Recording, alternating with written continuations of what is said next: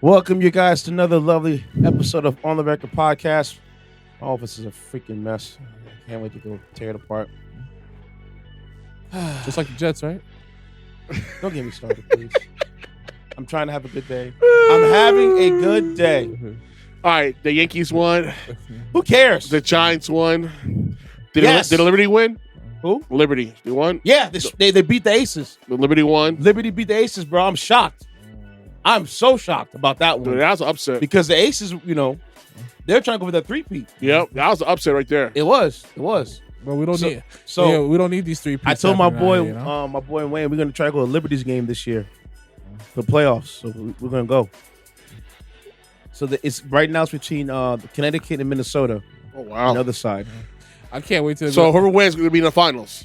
No, Liberty's already in the finals. So the way how they do it for the WNBA, they pull all 8 teams overall. Yeah. They don't split East and West. Right. Oh, now so you men want to support the WNBA? It's more money for the league. That's what it's all about, money. Yeah. Well, that's what a business does, right? I'm just saying. Let's just be honest with ourselves. Listen, the timing is amazing. Listen. Let's give me 100. Tony's amazing. Don't do that. No, don't be that guy. Don't be that Don't guy. be that guy. Let's be 100. I'm not being that guy. I'm just playing the devil's advocate. You know what's gonna happen. You know what conversation's gonna happen. You gotta be the D-bag of the podcast. I understand. You gotta roll the play. Trying to, anyways. No, don't do that. Listen, I'll admit to this. Here's the thing: Caitlin Clark and Angel Reese are 2 reasons why things are picking up in the WNBA. Well, they are the Magic and Larry of their era. Can you do the crack? They're the Magic and Larry. And then Juju Watkins come right behind them too. So we're gonna see what Yep, she does. see what happens. She could ball. Oh, Juju listen, could really woo, she's gonna be Now, a problem next season. What the WNBA needs to do, More promotion. more promotion. Well, they're getting into promotion now because they have something to promote. But they have a new deal contract now. Finally, They finally got that. That's part of the WNBA contract. But they're gonna need to pay the players more so they can keep them here. Yeah. Instead of going to overseas. Europe. Yeah. Well, and also you got to subtract the Caitlin Clark hate and turn it into Caitlin Clark upliftment. But here's the problem though, because you know what it is. As soon as she supported Taylor Swift and her stance when it comes to who they turned on her too. Yep, they turned on her. Quick. Here's the thing. If they don't start saying "nice shot, Caitlin," she's just gonna keep ignoring them and just burying them from 3-point line. She started to cook the second half of the season. No, but here's the thing: like, during that break, you gotta be like Brian Scott with Michael Jordan. People Nice forget. shot, Mike. people forget that they play later than the men's side. So It's basically she went summertime, from the Final Four, all those games, and straight to June. and then like a month or two later, straight into the WNBA. Yep. Remember, the season starts in June. So the season starts in June. So she really had no time off. Meanwhile, the NBA cuts off in May, June. Oh, And July. you have August, May, May, Olympics. June. That's including Olympics. If you include Olympics, then July. But realistically, May, June is when it cut off, and it ramps up again in October.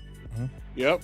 So you have all that time to heal, relax, Yep. come out next season. Go on vacation. And all you not really. all you pundits, the Monica McNutt of the world, one of my primetime crushes. But she's off to being married, a wife now. So it's like sad of my prospects. Her, the Molly Qurums of the world. So it was a lot of Caitlyn hate. Y'all didn't stand on that. Y'all didn't stand on that ledge no more. Hate. No, it's not a hate. It's that. You know what it is? It's don't hate her. It was. It's what you represented. No, don't pander now. I'm not parenting. No, it's reality. Though. It was hate. No, not hate. It's the hate of what you represent to the people who are the ignorant pieces of what. It was more or less in America. The WNBA earning your stripes. Yeah. Here's the thing. There ain't no stripes to earn if there's no league that will exist. If Adam Silver chooses to be like, nah, we good. It's just more revenue. Because my whole thing is just like, don't cut your nose to spite your face. Well, it wasn't Molly. It was more of McNutt. No. Listen, Stephen A. didn't let him off the hook. Shannon was definitely not letting him off the hook. They was Molly. not with it. It was Monica and the I forgot the other lady's name.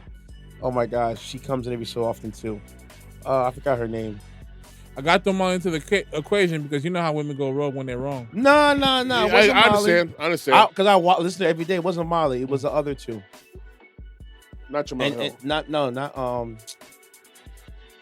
Oh my gosh, And what's they, her name? And they refuse to answer the questions that Shannon out well, eloquently Shannon pointed out. put it in now. Especially with the Diana Taurasi example that he provided. Yes, because they were saying they was, oh my god, because Diana did. I think she barely played. Yeah. she was not good. She was on the bench. Yeah. So So you telling me Caitlin Caitlin Clark, she ain't good enough to be on the bench? Are you? You know what I'm saying? Are you legitimately a good player?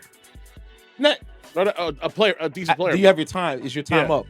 Here's the thing: to argue that Caitlin Clark didn't deserve a spot on the Olympic team, knowing that we've Walt. know what? That's nothing. Yeah. I don't think. I don't think you guys even noticed. They've had WNBA MVPs didn't make the Olympic team. That's true. That is true, though. That's crazy. Because we've clearly seen on the men's side. Yeah, the men's side, the MVP always goes. But in the Olympic team for females, for whatever reason, either chemistry issues, whatever, Or the coach. they've missed some MVPs. I think Emeka Ogumue, one of the hosts for her sister, is an MVP. So and 1 year she didn't go. them. Huh? It's a bunch of them. That thing they No, all no, no, they it's all only play two. hoop. It's only two. No, one of them there. It's just One is on ESPN as a host. Yeah. And the other actually and the other plays in the league still. No. What I'm saying is just like if we're talking about the same family tree, it's like a I don't lineage think, of no, sisters. no. I don't think it's them. One. No. Okay, so maybe I gotta mix them. But what I will say. But there is one playing of an African last name, and her brother does play NFL too. Okay. Yeah, but it's not the same person. It's something completely different. But yeah, so I think even Candace Parker missed it at one point during the MVP year. That's true. And then and now they want to wonder why they're not getting the revenue that they need. Look, like I said, man. You know what it is? Reality is this: in America in general, women's sports is not as popular as men's sports. Let's just keep it 100.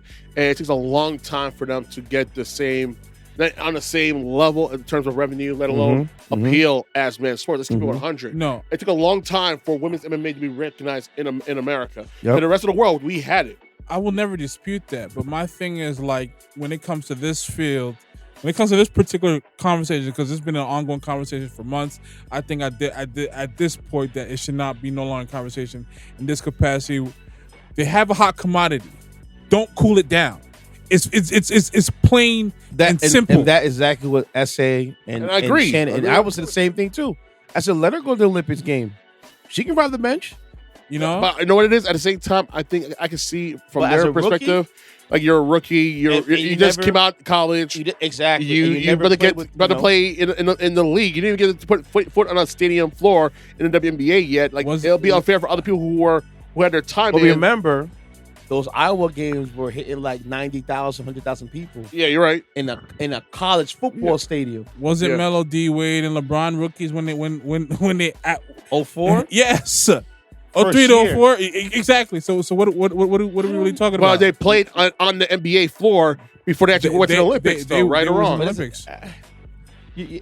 For me, not only that, and let me really drive this point home, because I've seen her make her appearance on Gil's Arena. Yes, Miss Cheryl Swoops literally downplayed her career just to stay on her point on her hate towards Caitlin Clark. I think ESPN I think SA and them mentioned about Cheryl Swoops and Caitlin Clark. Downplayed her career, which was a very, very exceptional career, to hate on Caitlin Clark. I'll be honest with you. I don't know exactly what she said. I'm not agree what she said. A lot of them people were talking about it. I will send you the video. I'm not agree with what she said. My guy who I follow covered it thoroughly, and you're gonna be like, she is a real hater. Listen, I'll be honest with you. Is your mic unplugged? For me? Yeah. Is it unplugged? It's not. No, you good. You good. Now, honestly, I can see where she comes from because she is a legend. And she feel like she didn't earn her stripes. And I know she can feel some type of jealousy and all that stuff. I hear that. And you know what? Is it justified for her level? It's the natural progression. Exactly. If you got to downplay what you did to hate on me because it goes against your points, then to me, you've lost zero credibility. I can't even take you seriously no more.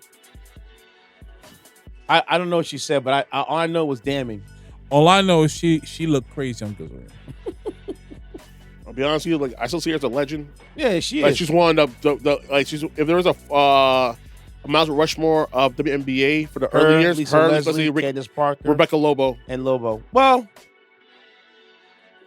You might as well add the other girl who plays for the Aces now.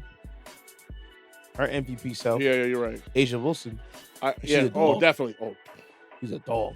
Oh, and then you got so like the WNBA right now is a good spot. Yeah, because you have a lot of talent, and it's gonna get better. And it's getting better and better. 5-10 years, it'll be amazing. And don't be surprised if the Liberty goes back to MSG.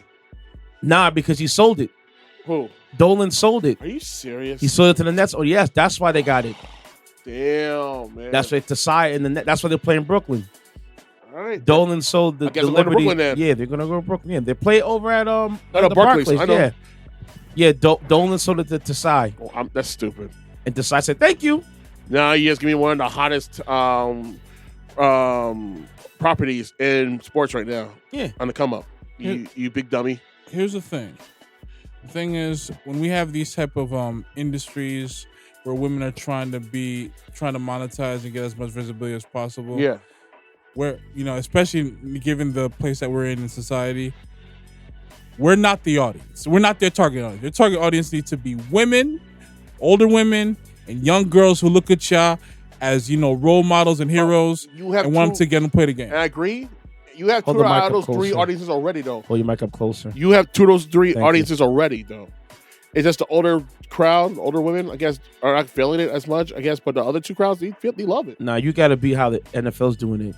Get all eyes. You know this? Because when they got Taylor Swift. But here's the thing.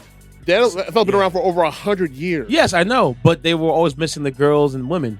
As long until Taylor Swift came upon it last year. But they never asked for Taylor Swift to come. They didn't have to ask her. But it just because you gained the eyes. Yeah, I understand the Swifties. I understand. And that just. But I'm telling you, as soon as Travis Kelce goes back to a black girl from Taylor Swift, I'm telling you. You never know. It may stay. All right, we'll see. If they can stay together a little while longer, you never know. So he'll go back from looking like, He'll have an actual Caesar. Yeah. Speaking of WNBA, Teresa Weatherspoon, you Chicago organization Sky, get the hell out of my face. One season, you gave her one season to turn it around. And you fired her. And you fired her in one season. All right, cool. Give it to the team that deserves her as a coach. There's only 8 spots in the league though right now. Are they going to expand? They're going to expand to, I think, possibly to 10 pretty soon. Like they're the team in Buffalo, are they? No, they're going to do.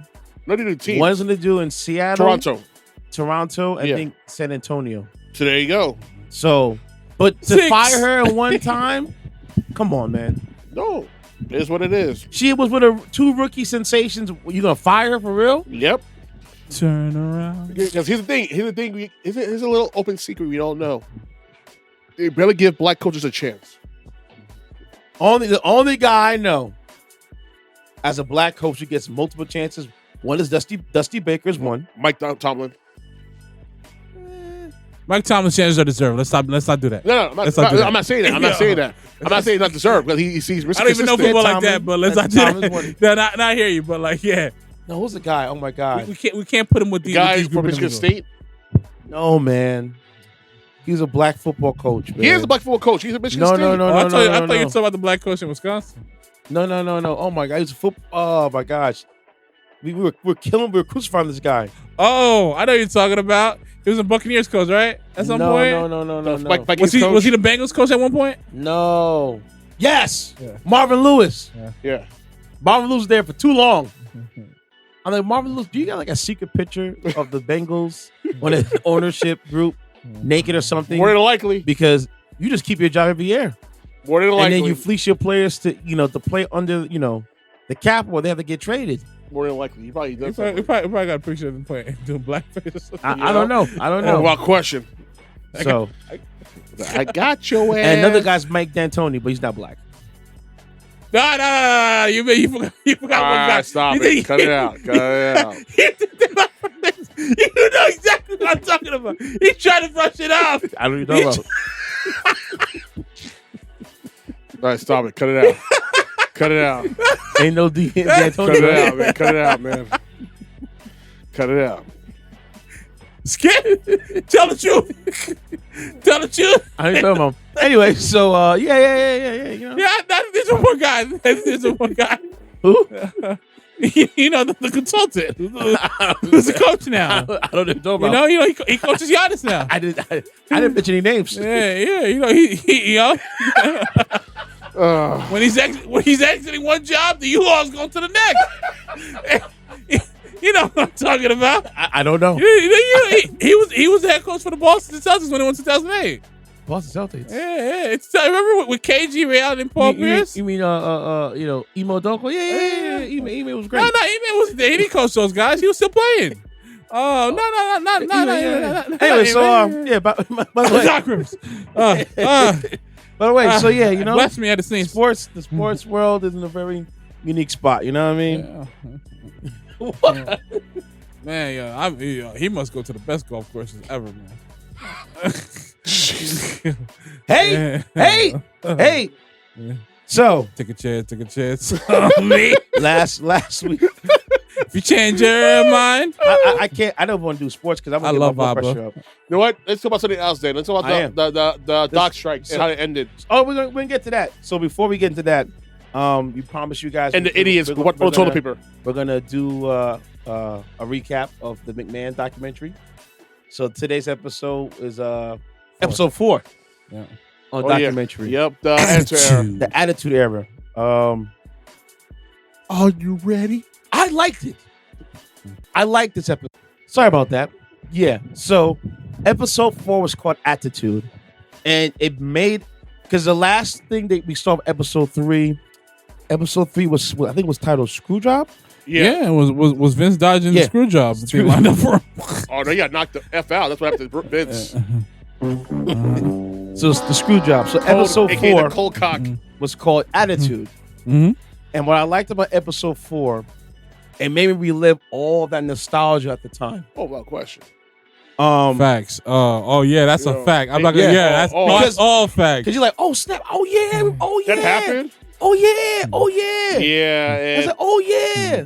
So a lot of this is around what? So the and I can tell you of 2 instances what I mean in that era, and that's the blackface, Gold Dust, and Degeneration-X making fun of the Nation of Domination. Yeah, with Ms. Zark and lot of craziness going and on The Rock being played by Triple H. Yes, and some of them acts at the time. One of them with a particular set of initials.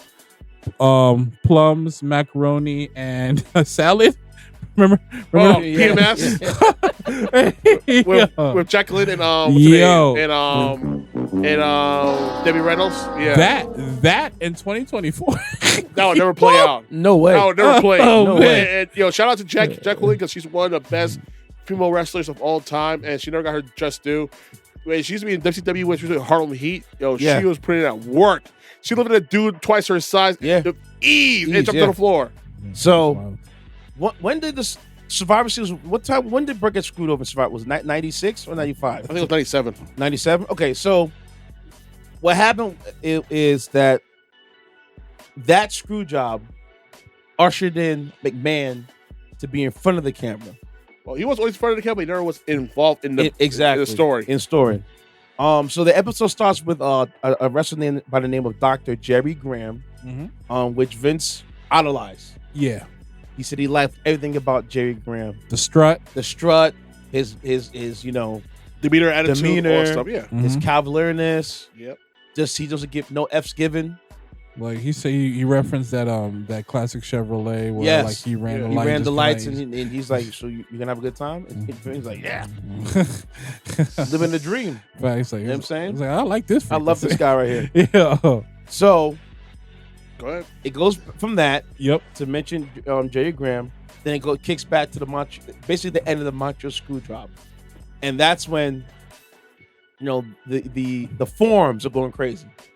The internet forums in the early. Remember back in the day, kids, we had AOL, Netscape, and you had like chat rooms. Yeah, exactly. And we called the undergrounds. Undergrounds, yeah, which is basically just internet. For those who don't know, AOL started up and loaded up like an alien trying to get in communication. Yeah.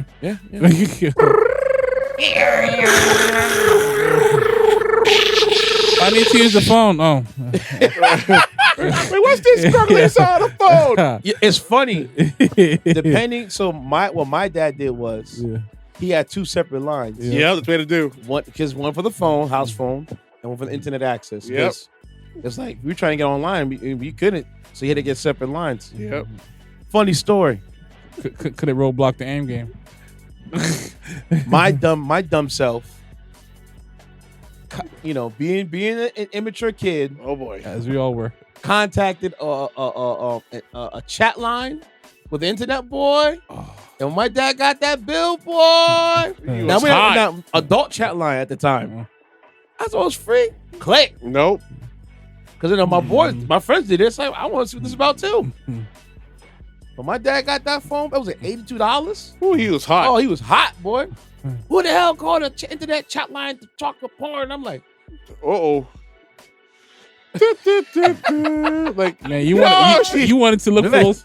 You wanted to look for those bag of Sonic rings. Yeah. Gotta go fast. Gotta go fast, man. Like I said, trying to get a dollar into the joint. Oh man, boy. Oh my gosh, I got in trouble bad for that. Oh, he probably whooped that ass. Yes, he did. Yes, he did. Did he so ever? Pick a switch. My dad had this. I remember the belt buckle. My dad had this belt that he got at like I want like the Boy Scouts camp. Leather, thick leather, like I mean thick, like thick, like this thick, like uncured turkey bacon thick. Oh. And I said, hate that belt because it was so sturdy. And when I joint whip you, welts. My God. My God. Curb gives me so menacing. They got all this trouble. Like it's just like what are you doing? All right. Yeah. Back to the storyline. Yeah. So, you know, you get the Montreal screw job, and McMahon trying to come out, address the fans, and the fans are letting him have it. They were here. They are booing him. Death threats. They couldn't stand him. And McMahon just sitting there like, you know what? I like this. Run with it. I like heat. I love heat. I love heat. I like the pressure. I love the fans that you hate me. You can control the crowd. I can control the crowd because now I'm blurring the lines. Now, when he meant blurring the lines, he really was toting that line. Because they don't know. Because he had the infamous line. Go ahead. The Brett screwed Brett line. I didn't screw Brett. Brett screwed Brett. Yep. That's why he's over there in Atlanta. Yep. And then, you know, by him saying that is when fantasy was blurring reality and going back and forth. The kayfabe went back in full form. It was going back and forth where you're bringing real life stuff, but you're playing in the storyline. You know what I'm saying? Yeah. So you have that. Cold-heartedly, WCW was smack around WWE until the Attitude Era. Yes. Yep. And then he pulled. Eric Bischoff was front running on top of the world. He's just like, we smoking that boots. We smoking the boots. We got nothing to worry about. All right, we lit. And when I mean that WCW was holding sermon to the Attitude Era, I don't know. You guys can agree with me or disagree with me or not. How you feel about this statement? And I believe Bischoff when he said that McMahon took what they were doing at WCW as the evil boss. Yeah. Took the same concept and ran with it. I think he's some truth to it. I think some truth to it, yes. I know, Vince can't deny it. It's definitely valid. Well, Vince didn't deny it. Vince said, so what? I did it better than you. Exactly. Yeah, facts. He said, okay. Facts. Facts. Okay, so I stole his gimmick. So I stole stuff. I did it better than him. I did it better than him. Tough. Yes. It's not intellectual property. Yeah. It's business. It's business. You know what I'm saying? And strongly believe that WCW did push WWE into the Attitude Era. They had no choice. The time when the Attitude Era kicked off was December '97. And mind you, this is the time of era when we had like Richard Bay, Ricky Lake, Jenny Jones. Yep, very edgy Springer, in the '90s, late '90s, early South 2000s. Park, Celebrity Deathmatch, Real World. It was like full Howard Stern. I will tell you this: on E. The women looked so good back then because of the late '90s of how edgy they were. That's why reality TV and stuff like it is now. It's nothing because in the '90s, late '90s, early 2000s. But you can't compare television back then to what it is now because and I know that's probably our old selves talking right now. The reality is, it's so much better. back then. Yeah. Oh, it's not even up for debate. I was talking to this really cool person that I follow on IG and back and forth, and I was talking about like as far as just like television from like the mid '80s to the early 2000s, it's like undisputed in my eyes, especially the '90s. Yeah, especially the '90s. I mean, right now, look at TV. It's like you're looking to get more than one show on Comedy Central now. All you have is like South Park and The Daily Show. That's all, because now all you have is reruns of old shows. You have no new content, no new stand-up specials, none of that stuff anymore. The thing is, because everything is so internet-based, we're all reacting to it at the same time. Yeah. There's not a period of like, where we go back, oh, did you see what happened so-and-so last Sunday and whatnot? Yeah. Because dead. back it's then dead now. you had to sit there and watch it live. Yeah. Like we all remember, like for example, I was a big fan of Law and Order. Mm-hmm. Oh, of course, I love Law and Order. So when Law and Order would come on like Monday nights or Yeah. Wednesday nights, well, I was glued 10 o'clock, yep. because that's the only time I can watch it. And if I missed it, I was screwed. Yep. I feel There's you. no reruns, no on-demand, nothing. That you also had Yep. Family Matters was on TV at the same time. If you watch it Boy at 8 Meets o'clock World? Friday, Blossom, you if missed you out. missed it on I Friday, remember Blossom. well, Fresh Prince, Yeah, Monday there was no- night, 8 o'clock. Yeah, there was no It was reruns. You had to reruns. watch it on the Yeah. spot. Nowadays, you can miss a TV show, and because you might have YouTube TV Or or Max. DVR or HBO Max or Or Hulu, Hulu Yo, or as a super Paramount young Plus. Paramount Plus. or Peacock. You can watch TGIF. whatever. Oh my God, Yeah, holy TGI was- grail! That's yeah, the holy grail it right was. there, boy. Yep. 'Cause Oh you my had Family God, Matters. I think it was Step by Step. It was Perfect Boy Meets Strangers, World. Strangers. Yeah. came in a little later. Like I'd say, probably when we supposed to start around like 93? Sister. Yeah. Yeah. All those shows going back to back on a Friday night. Mhm. Dinosaurs was on there as well. Yeah. There's a lot of shows. Was It Roseanne crazy. on there? No, Remember how Roseanne was Dinosaurs on there. ended? How the show ended? Dude, that's the most depressing last episode I've seen in my life. Yeah, man. And Because it ended with the meteor striking.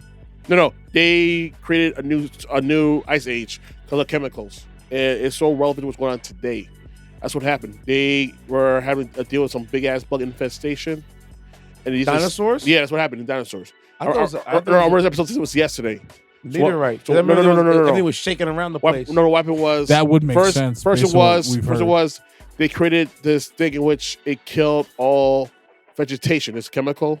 In order to regrow some plants and stuff, they wanted they were in a drought. They had to create artificial rain, so they messed with the clouds, and they sent something to the clouds, and then they messed up so badly that they created another ice age, and there is no stop to the snow. Yeah. It kept snowing and snowing, and food was dying. Was that dinosaur with the little baby? Yeah, not the mama. Yeah. Yeah, that's the one. I remember how it And- ended. The guy was like, "So what are we gonna do now?" I don't know. And they're like, "I don't know." And it would just fade to black. And they probably froze to death. That's a trip right there. That's so Yeah. And I was a little kid. I was in the freaking elementary school when this episode came out. I was depressed out of my mind. I remember the show, but I never watched it like that. Like that. Maybe I was too young to understand what was really going on. Yeah. But I do know what you guys are talking about. And as we're talking about it, it's just like I understand the appeal of that, or even some of the scientists trying to bring back these early forms of early creatures on Earth. I just don't want it to happen. They bring no. They're trying real hard to bring back the woolly mammoth. Like, you sure you want to do They're this? trying to do that for real. They're But trying now- to bring back the woolly mammoth. Bring back the woolly mammoth. Mean we bring back save the- diseases save, that we ain't had in over a millennia. the permafrost up there. They're trying to do it. You're really gonna do it, and then you put all of us in danger. I would love to see it, as long as they ain't trying to bring back Apparently T-Rexes. They're gonna merge it with elephants now And make it to a to like meat. a hybrid type of thing. Slippery slope.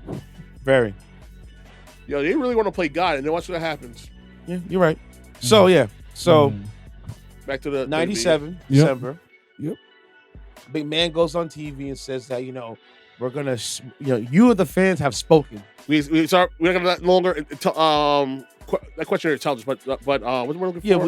we insulted your intelligence long enough. Exactly. We're gonna usher in a new era. For the 18 to 34 crowd. And wasn't even, he didn't say that part. But that's what he it was. said we're gonna usher a new era. And then it was WWE, the logo, and it's attitude. Yep. And then literally a day later, Shawn Michaels, HBK, at a show without McMahon there, comes down the aisle in biker shorts and stuffs gauze in his gauze in his pants to make his crotch look bigger and gyrating all over and flexing. Got the and has the crowd going crazy. Yeah. Oh yeah, and fun fact. Before McMahon should have been pissed at this. You know why? He was. But he should have been. You know why? He's the same guy that allowed Shawn Michaels to be a centerfold in Playgirl magazine. Yes, this was all over WWF back in the day. You remember that? I forgot that he did pose. He posed in Playgirl magazine. Listen, don't ask me how I know, but I know back in the day on WWF Superstars. I remember some of them did show like commercials about this. Yeah, and some of them posed for Playgirl too. Yeah, Sable, yeah. China. Yeah. I think Trish Stratus did as well. I'm not sure. Don't quote me on that. Cross-platforming. Tori Wilson did. Yeah. So you had all that going on. Tori Wilson still. And so the man was pissed. Stacey Keebler can still get it. The man was pissed off, and he fined Michaels $10,000. But then he tried to Mr. Krabs him. Yeah, he tried Mr. Krabs him because you know how McMahon is. And Shawn goes, "Hey, Vince, man, hey, man, look at the ratings. Look. You might get mad right now, but don't you hear in the background? Dance his way out of a fight. Yeah, right. So he hears that, and then he goes. The Mister gets up. God damn it, that's right, Michaels. We gotta be like Michaels. Attitude. HBK attitude. We love it. In your face. In your face. We're gonna be like that. Then you hear that glass break. And then around that same time, you got DX. There's this form because WCW had NWO. Yeah. WWE needed their own faction. Yeah, pretty much. The Degenerates. Yeah. Degeneration-X. And then that's when WWE went from WWE, the E WWF went from kids to now serving young teens, and young adults, and with the stories. At that same time that's going on, enter Stone Cold Steve Austin. Yep, who came from ECW. I knew that he was in WCW. I did not know him. That he was in ECW. He was there for a hot second. I know Can that you explain part why he got fired from WCW? I think Bischoff didn't like him, and I guess at that time was he stunning Steve? Stunning Steve Austin, yeah. Okay. And I guess Bischoff didn't like him for one thing or another, and he wanted his chance. Austin wanted his chance. He thought that he's more than a bit wrestler, and Austin confronted him about downplaying him in his role, and he felt like a affront to it against Bischoff, and he just fired him. And then he went to ECW. And then he went to ECW. He was pissed off. What happened? Stripes at ECW. And mind you, McMahon was And mind you, Austin was in WCW since like the early 90s. Yeah. Oh man, him and Pillman. I'm gonna grind your gears with this. Go ahead. Yeah. Should I drop the volume? Yeah. Go ahead. You should. All right. Go ahead. You see, we just got to a very, very interesting part of the pod right here. You see what Eric Bischoff did with Steve Austin? Now, right? I know exactly what you're they had this gem, right? You're bringing it back full circle, ain't you? Go ahead. You can't let it go. You're like a dog when you taste blood. Talk to it. Last decade, probably a decade plus. What you think next for the Noah stuff? Get out of my face. I thought you were going to kill Clayton Clark. Now you're going to Steph Curry. No. Think about it. If I would have got him, they're like, we don't trust his ankles. Gotta get rid of him. We gotta go. And mind you, Austin was pissed. He was angry. I think him and Pillman were in ECW at the same time. Yes, and Pillman knew because Austin they pumped up Austin to be the man. And ECW. And during this time you had the likes of Rey Mysterio. Yep. Eddie Guerrero, Chris Jericho. I didn't know they were all there. Chris Jericho. I did not know they were all there. Guerrera. ECW. Big Show wasn't. No, Big Show was still with WCW. Who was to Guerrera? No, that's what I meant. Big Show. I didn't know all those guys were at ECW. Chris Benoit. Well, all Perry Saturn, Dean Malenko. No. They were still with WCW. Yeah, I know. That's what I'm saying. No, we're talking about the guys that went to ECW. Mick Foley. Big Foley was there. Yeah. Terry Funk. So, Paul Heyman had, he had those guys. And mind you, Paul Heyman used to work in WCW as Paul Dangerously. As a I manager. saw Paul Heyman, I was also like, look, man, one of my favorite guys to hate. Who? Paul Heyman, one of my favorite guys to hate. I hated him. I hated him, but then as you hear him talk more and more, I'm like, I like this guy. No. What he did with his niche, was necessary. Yes, like E3 was instrumental to what wrestling is today. exactly. But what I'm saying that is, cutting edge, Yep, raw, in your face. gritty, in your face. pushing the limits. That's what WCW. That's what WWF kind of grabbed that from, and you grab their talent. Hell, they had invasions back in the day on Monday Night Raw, where ECW wrestlers were invading some of the shows. Yes. Austin took his son and set it on WCW and raised it the Attitude Era. Yeah, he did. He did. That's exactly what he did. So he was poached from ECW. When he came to the E, was he as the $1 Million Man, or he was always the Stone Cold? He was the $1 Million Man first. Yeah. He was the Taskmaster, something like that. Whatever it was, yeah. I don't know who he was. And then he went to what we see now, the Stone Cold Steve Austin. Because remember, this was the time after the curtain call. Yep. And Triple H was supposed to win the King of the Ring. And but he didn't. But then he's like, you know what? Because McMahon wanted to punish him for that. I wholeheartedly, in my heart, believe McMahon should never did that to Triple H. Because now he runs the company now. Because that wasn't Karma. That's karma. If they came to you and told you what they were going to do, and you said, "Sure, do your thing," why are you punching them for? Well, they didn't tell him exactly what he was going to do. Yes, they did. They did that. Didn't they say that they want to do a tribute, and he said you could do what you want? Yes.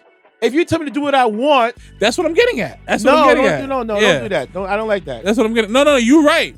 You're right. What I'm saying is, like, did they tell them exactly what they were going to do? They were telling that they were going to do, like, a tribute to the guys. So it wasn't exact. I'm not saying you're wrong, because you're not. You're not wrong. It's a house show. So you don't got no Megatron there. You got no that. All there's no Pytron, no Titantron around behind your back.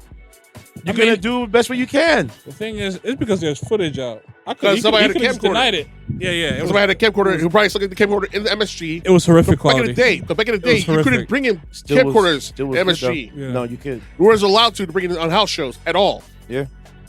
I can say from experience. So, Austin comes into the E, and he comes as a heel. Under the management of $1 Million Man. But, continues forward, just being the bad guy. Yep.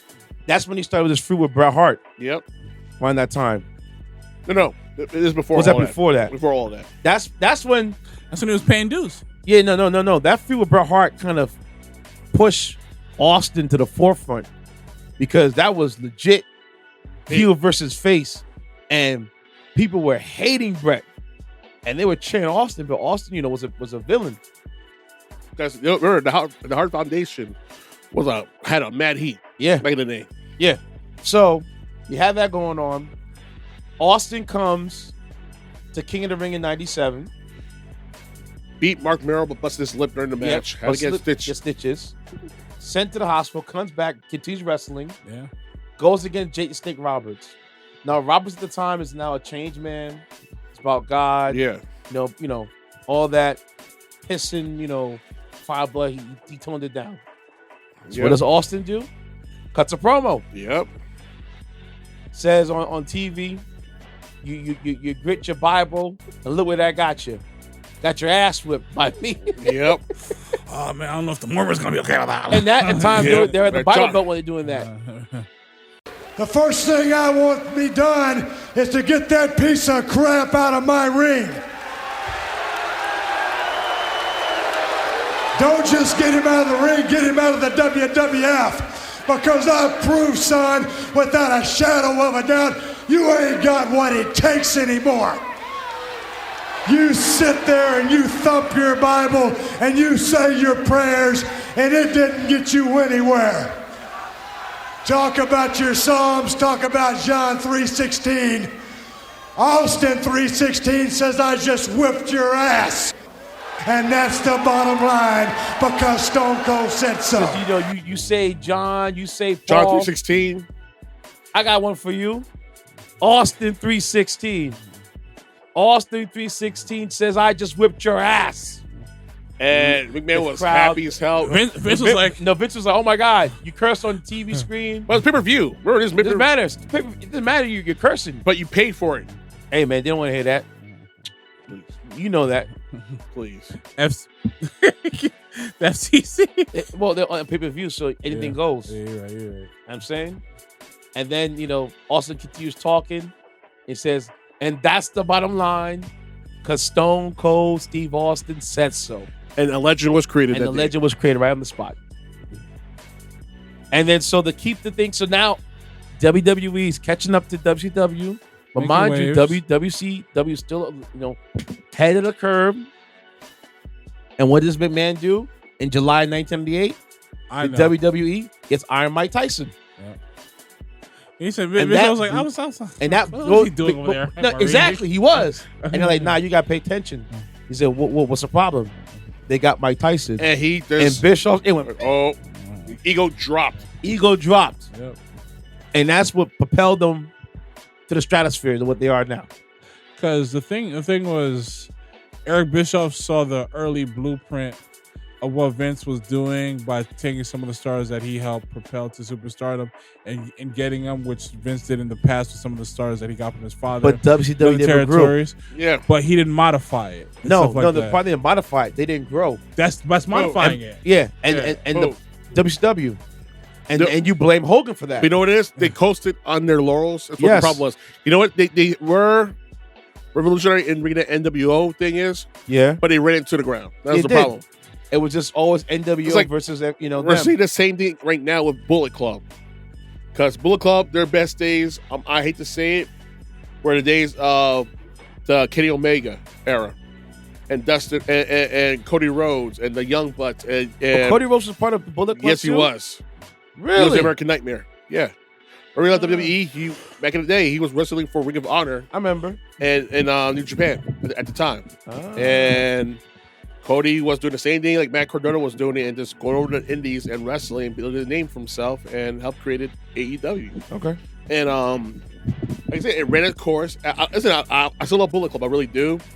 But all the wrestlers that were in Bullet Club are now in WWE or AEW, Yeah. who made Bullet Club what it was. Now Bullet Club is like a shadow of his former self. It's like, yo, who is left in Bullet Club? Worth a damn. Now a lot, just Young Bucks, I guess. Yeah, like you have a few people here and there who are in TNA and AEW who represent Bullet Club still, but it's not what it was back in the day, like 5-10 years ago.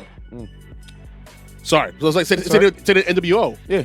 It ran this course. Yep, and you should have moved on to something else, but you But didn't. they didn't. Shane McMahon was also helped orchestrate the to get Mike Tyson over. And at the time, for WrestleMania, you have Shawn Michaels versus Austin with Mike Tyson special referee. And WrestleMania that was 14. and that was, huh? But there was WrestleMania that- 14. What year was that? What year? 90, I think 98, 99. I think. 98, yeah, 98. And 99, no, 99. 98. WrestleMania 98. Boy. It was huge. And that was huge. That's when they had, they were cutting promos. They were going all over the country, the world. And it was exploding. Dude, Mike Tyson, the baddest man on the planet. Yep. They just got out of jail and all that stuff. People love Mike. Yep. Yeah, what Stephanie said. It was before or after he was charged for the rape, but remember, this was after the fact. Yeah. Remember, you don't know if he actually did it. Still to this day. He went to jail for it, though. I don't think he did it. Why would he do Me it? neither. It's Mike Tyson. Excuse my language, but You good. it's Mike Tyson. Why would he do that? Honestly, Just like the same people that say that Tupac raped that girl. honestly,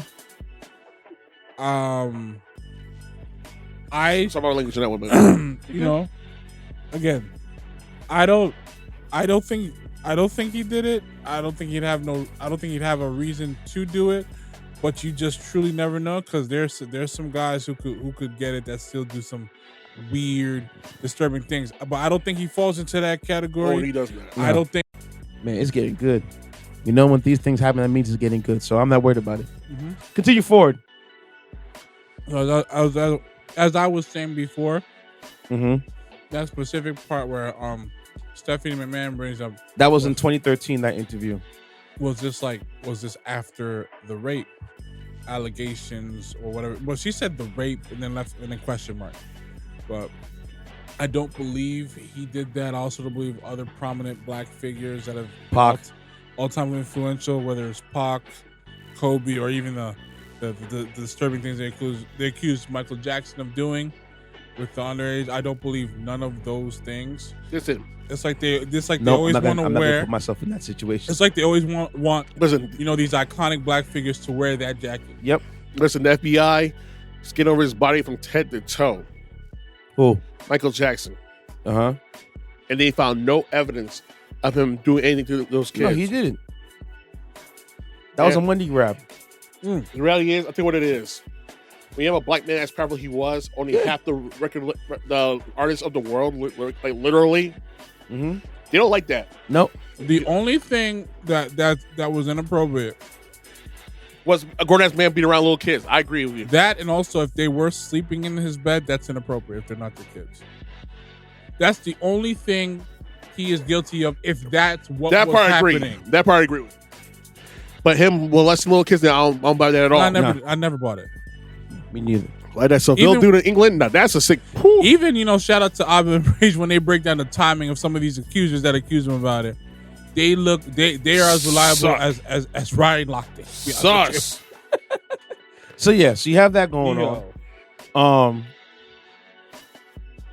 And then you have Michaels versus Austin at WrestleMania.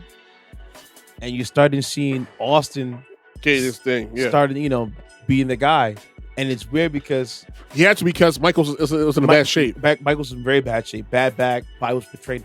Even when you watch the replay of the matches, how he's bending over, It was a bad match. it was a terrible match. He couldn't stand up straight. That's why he took a couple of years off. He had to. He had to get the back surgery. He had no choice. Yeah, he had to take care of himself. And while that's going on, Austin is kind of being a heel persona, But at the same but time, it's the people are anti-hero. loving it. He's an anti-hero Yeah. and eating it up. Yeah. So But nobody like the good guy anymore. no, they don't want that anymore. They Like want Tony somebody Adams said, edgy. like Tony Adams said himself, like look at the time in the era. Like you had Spawn, who Yeah. was one of the hugest comic book heroes of this time. You had who was the biggest game of that era? Duke Nukem, Yep. and who You was had an the anti-hero Crow. as well. You had the Crow, anti-hero, biggest So one. all those yeah. things of anti-heroes going on. Loki in Marvel Universe. Well, that was Well, that's further down the road. way down the road. But I'm saying, I'm just giving examples. My bad. yeah. So or even Punisher. Yeah. You know what I'm saying? Big time 'Cause anti-hero. even the Punisher back then, it was kind of like, whoa, this guy's a vigilante. He was killing people that the cops won't. Didn't matter who it was, you was going down. Priest, FBI agent, crooked Didn't cop, matter. whatever, you going down. So Which I like him. But after that, sorry. that's what kicks off the McMahon Austin feud forever. Which- But damn near 15 years? like damn near 10 years 15 years, you would say? 10, 15 years? about that ballpark. You know what I'm saying? But shout out Of the boss trying to press down the guy who's just against anti-establishment, against all the rules. Shout out to Louis P because he's a big wrestling fan. He knows a lot more about this extensively than I do, and he probably a lot of the stuff that we see in the documentary he probably already knows as well. Yeah. But like for it to hit that stride, like he had to be Austin's, better half. Yeah. Like, because that was the ultimate 1-2 punch. Yep. Along with the essential pieces that Yep. propelled it to this like supernova like Mm-hmm. transcendent Mhm. world and experience. Now, the funny thing that McMahon said was that Vince McMahon, the Mhm. person, based off Mr. McMahon, off of people that he hated growing up. He often imitated how the rich, powerful guy would act because McMahon was dirt poor, You have nothing. had nothing. They had nothing for a long time. Nope. Had to claw and scratch his way to get to the top. That's a fact. You know what I'm saying? Now, the funny thing is, in the interview, McMahon says that Mr. McMahon is a caricature, but most people say that Mr. McMahon and Vince McMahon are the same guys. It's just that on TV, he's over-exaggerated. Yeah. And Vince like, no, that's not me. And people are like, I think the funniest person said that's the same person was Hulk Hogan. When Hulk Hogan goes, that's pretty much the same guy. Now they pretty much said the same thing. And Vince said, Everybody. it's like, And Vince like, I don't know what you're talking about. That's not me. I'm just really passionate about this business. He said a word I just found out today that I'm gonna add to my vocabulary. Effusive. Yeah. That's what he was describing. Because like I get it. You know, you put your all into this. Like you've mortgaged your future and the future of your family into this. So the thing is, there was gonna be no half stepping. Nope. It's either this or nothing. It was. I was gonna get it all the way right or all the way wrong. But either way, I'm pushed pushed through. Now, end of '98. The end of '98 is when the switch occurred and WWE took back the ratings and never looked back. Fun fact: Tony Atlas and The Rock's dad. Who was Rock's dad name? Rocky Johnson. Rocky Johnson. Yep. Became the first African American tag team champion. The Soul Man, Rocky Johnson. The Soul Man. Looking like Titans. Yep. Big dudes. Wow. So at the same time, during this Attitude Era, you have Austin, who's shining bright like a diamond. And then you have The Rock. No, they had Degeneration-X as well. Your DX. Mark Henry. Triple H. Nation of Domination. They're shining. They're shining bright. D'Lo Brown Up comes The Rock. Now, The Rock was introduced as a third generation star Rocky Maivia. in November of '96 as a babyface. And the fans hated him. They did not like him. Who is this poser? Yeah, that's exactly what they were like. Like Rocky sucks. Rock is, the E was trying to do Rock right. He's legacy. His legacy. But, the fans were like, F it. We don't want to. So, for him to get the heat off of him, he becomes a heel. No, he kept the heat. He decided to become a heel. Becomes a heel. And the reason why he says he becomes a heel is because I want my respect. It's not about my color. It's not about my legacy. I want to earn my respect. I got 3 words. Die, Rocky, die. That's the gratitude I get from you pieces of crap for all my blood, my sweat, and my tears. Hey, this isn't about the color of my skin. This is about respect. I want to make one point to all you jackass fans out there. Rocky Maivia and the new nation of domination lives, breathes, and dies respect. And we will earn respect by any means necessary. And most of all, he wanted to at some point, get off the Sunday Night Heat time slot. Yeah, pretty much. Oh, he's right though. You're right. I don't want to be on TV Sunday at 6 Central on the USA. Yeah. It's like, it's not the main card. And when Rots makes that promo cut, but his Super Bowl halftime match with Mankind was dope though. Yeah. Empty arena match. Yeah. And when Rock makes that cut, The Rock is born.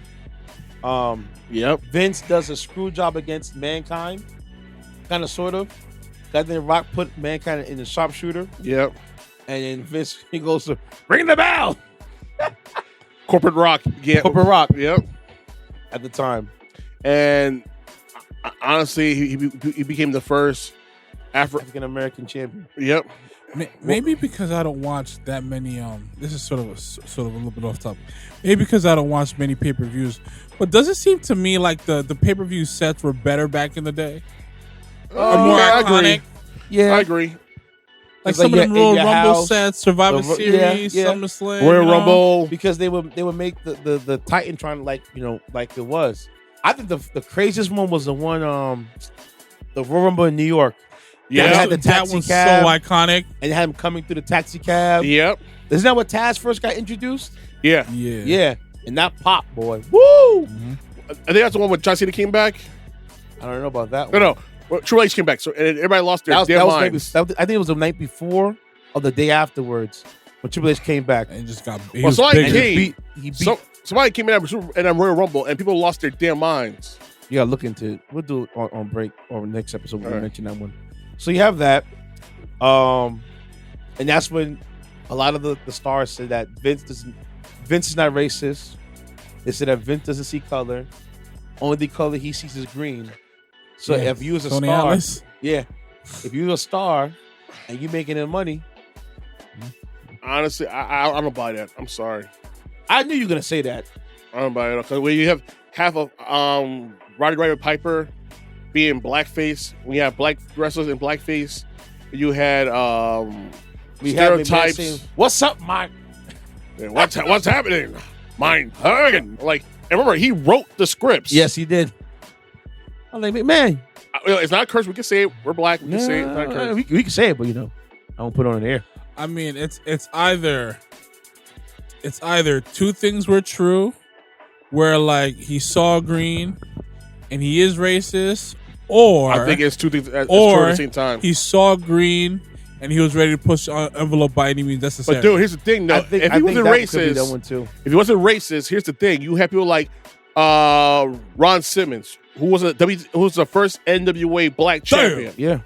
You had the likes of Mabel. You had the likes of Junkyard Dog. You have the likes of Ahmed freaking Johnson. He became IC champion, but never became WWF and they wrote champion. him off. Didn't he go for the title at one point? He never did. They never pushed him. They were supposed to, but it never happened. Oh. You have all these people, all this talent, and none of them went for the title. So, and they're all talented wrestlers. You cannot deny that at all. Hell, Booker T. Johnson was a powerhouse boy. Booker T. was a 5-time WWE champion before he went to WWE. Never got the sniff the WWE championship belt. I will say two things. There's, as we all could attest to, there's, in-work ring wrestling, and then there's, MC skills and in-work wrestling. I agree on the Booker T stuff because Booker T was developing and was someone you wanted to see hit the screen from an athletic standpoint, from a mic standpoint, from energy. I think Booker T deserved a complete package. more than he got. His brother Stevie Ray still scares me when I think about those times. Those two together just look formidable. Like they look like they have a scrapbook of just letting dudes know what time it is anytime they want to leave. They're about that action. They're from Houston, Texas. And stuff like that. They're from the gutter. They're about that action. Different breed. And then, another thing too, the Attitude Era at the time was double talking. So they were saying that they were not marketing to children, but they were. Phil Muschamp was breaking the news about that. Also, at the same time, you had Vince go up against the school principal in Long Island. Yeah. About, this shouldn't be on TV. And Vince goes, hey, man, change the channel. Turn it off. Want us to be a parent. Be a parent. Mm-hmm. Michael said the same thing, too. Yeah. If I was a parent, I'm going to watch, my kids watch this. Yeah. Turn it off. Yeah, you have over how many channels on TV back in the day? Not almost 100 channels? Watch your cable? kids. Chase something else. You have Cartoon Network. You have Now, Nickelodeon. at the same time, you had Attitude Era. You had the Attitude Era and women. Especially women in the boy. Sable. Wholeheartedly. Sable, Jackie. Women in the E were eye candy instead of what they are now. Yep. Deborah. Yes. The shocking one for us is when Sable took off her shirt, had those hand pasties. Yeah. Oh my Lord. I'm gonna see that live. I'm like, oh my God. Dude. When I watched that episode on TV, I was like, oh my, they put it out? Yep. I wish my jaw dropped. I wish the pasty would have fell off like Janet Jackson. All right, Lord, come on, Titty. Man. Please. Come on, Titty. And McMahon walked in the ring. Put it on. I want to see this in my locker room. We're done. I think had that possibly happened, we would have. Sable. A lot of boy became men that night. Sable might have been banished to the Shadow Realm. Let me answer you. We haven't seen Janet Jackson since on the Super Bowl stage. Yeah. So that going on, and then they both stood about Owen Hart. Owen Hart stayed behind in WWE. My heart was dude, that was a rough watch. Got heavy when it was a tough watch. So Owen Hart had the danger thing going on. He also had the remember a Nation Domination as well. Yeah, he was. He had the Blue Blazer gimmick going on at the same time. Yep. No, but all that. But what? Yes, he had that going on ultimately, and as Brett was talking about, the fact that at some point there was a disconnect between him and Owen, and he felt like Owen felt that Brett was mad at him. Yeah. And he's just like, nah, that couldn't be far from the truth. I understood. Yeah. And I empathized with him and stuff like that. Like, it's a business. But he felt like he was being targeted. Yes. By Vince because of the Montreal Screwjob situation. Yes. Yeah. And Vince was I think there's some truth to it. I was trying to push him as a superstar. For me, with the stupid blue thing, no. No, you weren't trying to push I liked him with the danger Owen Hart. Yes. Mm-hmm. That was the one. He was kind of trying to do a dual star thing. I was like, nah. Nah, he should have stayed as a where he was when he was tag team with D'Lo Brown And tag killing team with Austin at one point too. But with the danger, you forget. I forget how good Owen Hart was. Except with the tombstone against Austin, that was the one thing that was a mistake. That was a mistake. Yeah. It wasn't intentional. See, I know. If you're gonna bring that up, then you might as well bring D'Lo breaking the Roz's back. Draws. Yeah. Oh, there's another thing I can bring up. He's not the only guy I can bring up. Rest in peace, Draws. You know? He passed away. He's still alive. Is he not? He passed away. The guy in the wheelchair? Yes, he passed away. Oh snap! Look it up. Shit, I could bring up Bret Hart's least favorite guy to wrestle with. Goldberg. Yeah, because he ruined his career. You saw that kick, That was a real kick to the face, dude. it's not real. He had no business doing that kick. If you don't know how to do a kick correctly, you have no business doing the kick. I'm gonna laugh. He could have killed him. No, he thought it was real. That's the thing. It's a problem. I'm not even laughing. Why are you laughing for? You know why? I'm laughing because I'm thinking of when Goldberg and Taker had at the Crown Jewel. Oh God! And how bad Goldberg looked. How pissed Taker was. Yo, that was killed him. I'll be pissed too. You know what it's like. It's like you did grocery shopping, right? And the milk was just good last week, and then you thought you had one more day, right? It's all clumpy. So you set the milk. You're like, this is bad. It's chunky. And throw it away. That's Goldberg. Oh my gosh, dude! Listen. No, that's not. That was Oldberg. That wasn't Goldberg. Oldberg. That was Oldberg. I didn't like Goldberg even when he was in WCW because, man, for what he did to Bret Hart, kicked him right in the face. It almost killed him. He gave him. What did he do? He fractured his neck for that one or no? Yeah, he destroyed 2 of his vertebrae. Listen, both of them were bad. There wasn't no Undertaker. It was a Humble Taker. Okay, like Humble Taker and Oldberg was wrestling. To be honest with you. No. Okay, Taker could still sell a little bit. Sell what? Yeah. Not the match. Nah, man, that was all Goldberg. Match. Goldberg was just yeah. The fog and the star power mystique for sure, but the match. Oh Lord, stir fry. You know why? Because Taker had a little gut, 2 replaced hips. I was like, bro, man, it's over. Yo, enough of this, man. I didn't even listen, man. Stone Cold had it right. He was not going out like that. Nah. You saw Kurt Angle going out? Oh, all time disturbing. God. Oh, man. That great man, yo. Kurt Angle? That great man, yo. Oh, man. It's funny you bring up Kurt Angle because he did an interview recently, and he said how people make fun of him calling Perk Angle. He's like, I didn't take perks to get high. I took perks because I was really messed up. I absolutely believe it. Of course. So when people are like, Perk Angle, nah, Perk had to really, because he was too jacked. Man was jacked up. Bro, he broke his neck. Yes, and still wrestled. Anybody who knows the history of Kurt Angle knows that he's absolutely telling the truth when he says that. I think he wrestled with a messed up neck in the Olympics too, and he won a gold medal. Yeah. If you have never wrestled in high school, collegiate level, or at any level, you cannot understand what Kurt Angle's talking about. So, yeah. So, Vince is pushing Owen as a Blue Blazer. And Owen still has Owen Hart with the danger, figure is fit. And then on May 24th, 1999, Over the Edge, tragedy struck when Owen Hart died on the pay-per-view. Owen Hart's harness snapped as he was trying to come down, and he fell 78 feet onto the mat. Done. Now, Vince says that it was pitch black. There was no lights on. People witnessed that drop. Some people said they witnessed it in the dark. He's lying. People witnessed that drop. I got the story all wrong. I didn't know he fell directly down on the mat. I thought he hit as he was coming down. He hit one of that turn. I think he did hit. You fall in 70 feet, bro. No, absolutely. Doesn't matter where you hit, it's gonna hurt. Oh no, for sure. Because I thought he hit the belt buckle too. I thought he hit the turnbuckle as well. Either way, he hit something, and that was it. It's all she wrote. That was all. That's all she wrote. The thing, personally, I wholeheartedly believe that WWF or the E shouldn't have not going on with that pay-per-view. Not at all. But Vince was no way Vince was going to Because fund back those tickets. Figure it out. Like the NFL, remember when DeMar Hamlin died on the field? Yeah. The game was stopped. And the game was stopped. And, he was like, oh, you can just wheel him out. No, bro, you can't wheel the man out. Are you kidding me? Because back in the day, I think Joe Theismann broke his leg. They played on.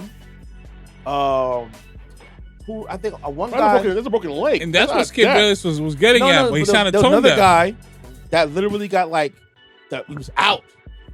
I think he died on the field too. And they continued playing back in the day. Yikes. So people that had major injuries on the field, But that and death. they continue playing. Yeah. But that's injury. But you can't compare injury to death, though. Bro, I think it was Remember that one time in MLB when that coach, that umpire from Cincinnati had a heart attack and died? Yeah. He stopped the game altogether. But So and there was another time, Alex Smith, when he twisted his leg and could almost had his leg amputated. They continued the game forward. But like I said, you can't compare an injury to a death. He was bleeding out. He tore an artery in his leg. Yeah, but as an injury, you can take him up to court. No, it's one of those things where he could have died on the field. Alex Smith. I understand that, but Yeah. if somebody actually dies on the field, I hear you shut down the game. Yeah. But somebody got really injured, you stop the game, get him off the court, get him to the hospital, and then continue the game when everything's got square. But honestly, 3 things I do want to highlight is one, Vince gave those wrestlers PTSD. Yes.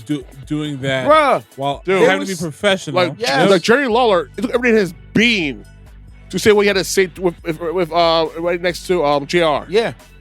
But you can see his face. It's dark. It was dark. But also, Vince McMahon might have been honest in terms of when it came to him, but Yeah. he was being disingenuous when Bret Hart made the point. While that was Shane that got splattered on the ring like that. Listen to the show. Would you carry on with the show? Pretty No, much. I shut it down. He would not, because you know why he would not? Because he didn't have to explain that to Linda. Yep. You'd explain it to Linda. You'd have to explain that to But- Stephanie. Why is the show still going on? Vince is the kind of guy, he knowing he's him saying what he said, he would have kept it going. Maybe for himself. I don't think he keep it going for Shane. I think he would have. I think he would have. I don't. So It's all good to say in theory, but I don't. WWE continued pay-per-view. They attempted to bring Owen Hart back to life on the mat. Obviously tragically passed away. The crazy thing for me, what Brett said was that wrestlers told him that they were wheeling Owen out as wrestlers were going back into the ring. And then another crazy thing was that Owen's blood was still on the mat. That is what is quite disturbing. I'm like, bro, you about couldn't it. clean it off? You got all that. You couldn't send somebody with a little brush. Could it change it out? Could it, dim the the light little down a bit? They Little could. scrubber dub. If the light was down and remained down after they found out what was going down on that mat, there's no way they could have changed that. There's no Something. way. Because like when you had the wrestlers cutting their promo, like Jeff Jarrett and I think it was Deborah, and they were like, they were still shell shocked. That's one of the reasons why. And I tell people this right now. There's a reason why they never released that footage. I guarantee you, the lights were up and running. Everybody saw what happened. Do you think that when he was dropping, they cut it and then put it back on?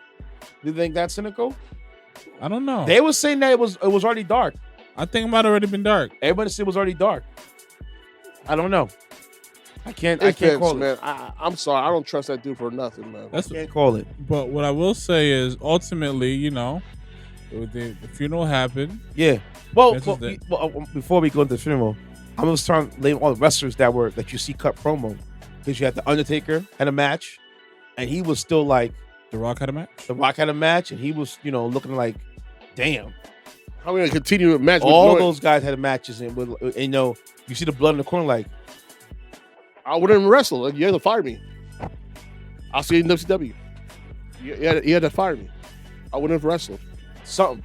Oh, I'll be ECW. I gotta get hats Bye. off to all those guys that continue with the promo because, dude, I couldn't. I wouldn't know that. You had to fire me. Sorry, Vince. You fire me. it's This ain't right. or just just put an audible.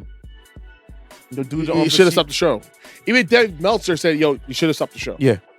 But honestly, it's like, this epitomizes what corporate America is about. If someone fades to black on the assembly line, it's on to the next body. So, that it's happened. Dark, man. I remember when I saw that the whole thing play out. It's like, I was a fan of Owen Hart. Yeah. I got bootleg tapes of him wrestling in Japan, in Old Japan, New Japan. Yeah. And he was amazing. He was amazing, He was a man. talent. If he was still around, who knows how far he would have went in his career. He'd probably be still wrestling today. Yeah. And So it just it sucks. So you have that. In 2000, Owen Hart's family had sued the WWE, won the case. In return, WWE sued the manufacturer of the harness because it was on them that the harness broke, and recouped the money. So the Hart family sued the E to get paid. E went and turned around to the manufacturer, got refunded, because it wasn't the E's fault. And Owen's wife refuses him his likeness or anything to be involved in anything WWE for the rest of their life. And Bret Hart said that the thing that got him joy, the only bright light was when the cops called and it was like, no. There's no foul play. There was no foul play. This was all accidental. Because, him and Vince, he really hated Vince. And Vince was like, I would never kill somebody. But he forgive Vince. He forgave Vince, but he hated his guts. Yeah, on a professional level. But he realized that like Vince wasn't the type of guy. In context to this particular subject, Vince wasn't on some crusade to hurt him and blur the lines between professional and personal. No. So that takes a real man to say what he said on that, because he could have chose to not believe that cop and feel like there was more to it than that. But he said, you know what? This was just a horrible accident, tragic accident. I apologize, and he pretty much gave Vince the benefit of the doubt. I don't know, man. He didn't have to let the guy do that stunt. No, absolutely not. But again, my thing is just like, there's no expiration date for that for mourning or how that situation played out. But I think he's at peace knowing that this was a manufacturer issue. Yep. Yeah. Versus, this man was foul play. Playing with people's lives. Yeah. So that's the end of the recap of episode 4. This is probably one of my favorite episodes they did. Powerful episode. Very powerful. Episode 5 to me, I got to episode 5 and I was on cringe alert from the first 10 minutes, bro. That cringe. bad. I didn't watch it yet. But when you watch it, the first 10 minutes, cringe, bro. I feel so sorry for this man. Which man? McMahon. For what? So I'll go a little further. Give me a little. I give synopsis. So we all knew that Vince was physically abused by his father. Yeah, I understand. And incest and all that stuff. And yes, he was sexually abused too. No wonder his dad probably came and got him. Yeah, his mom did molest him, according to Vince. Now, is that true? I don't know, but I don't think someone needs to lie about something like that. The what's his face brothers. The Menendez brothers? That's what I heard with the Menendez brothers too. And my thing is, like, if that is the case, then I got to look at it very differently. All right, y'all. We're going to take a quick commercial break. Big shout to my boy Kai Cash. Also, shout to Woody the Great. You guys know who Woody is? He plays Kane from Power. Yeah.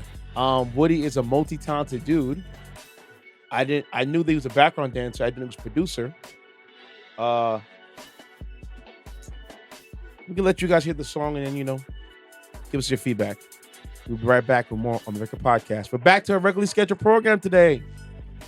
We got some hot stories for you, and then we get to the Wise Guy and get up out of here. Yeah. All right.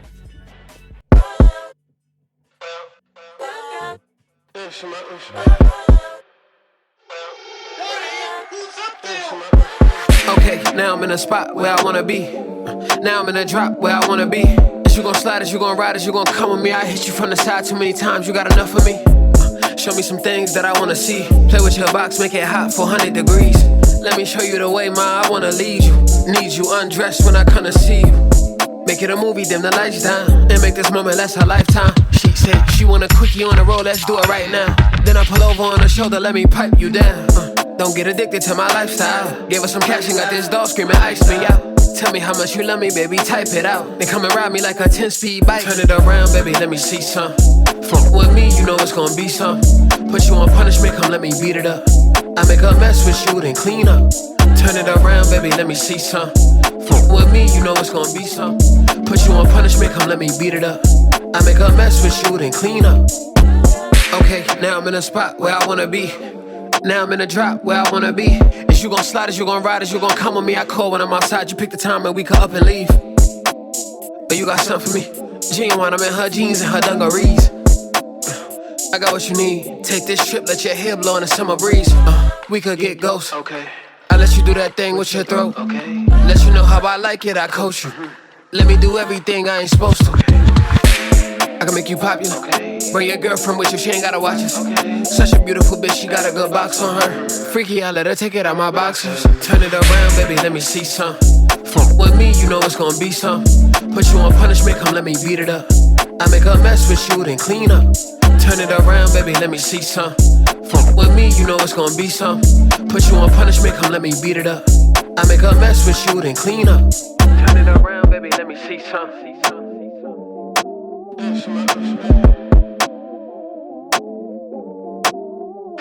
Turn it around, baby, let me see some.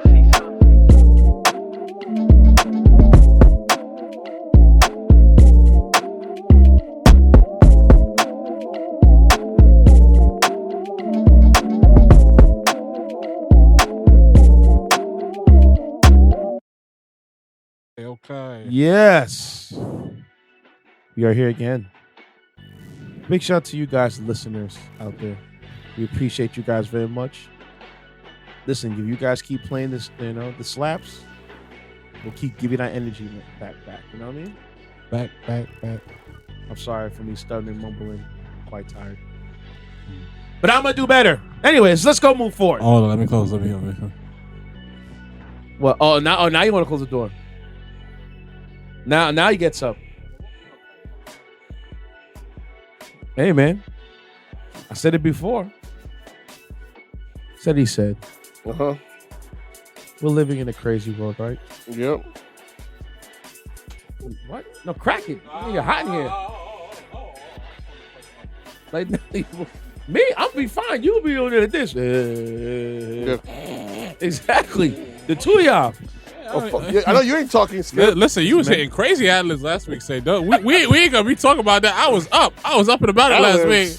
You know, I was on point last week. I'm like, somebody. You sure? At the end, you know. I fell out. You crash out. It happens. You work hard. I'm trying to get that, get his coins up. Get a new car, guys. Yeah. All right, man. Iron Walt, man. Hit it with your story, my boy.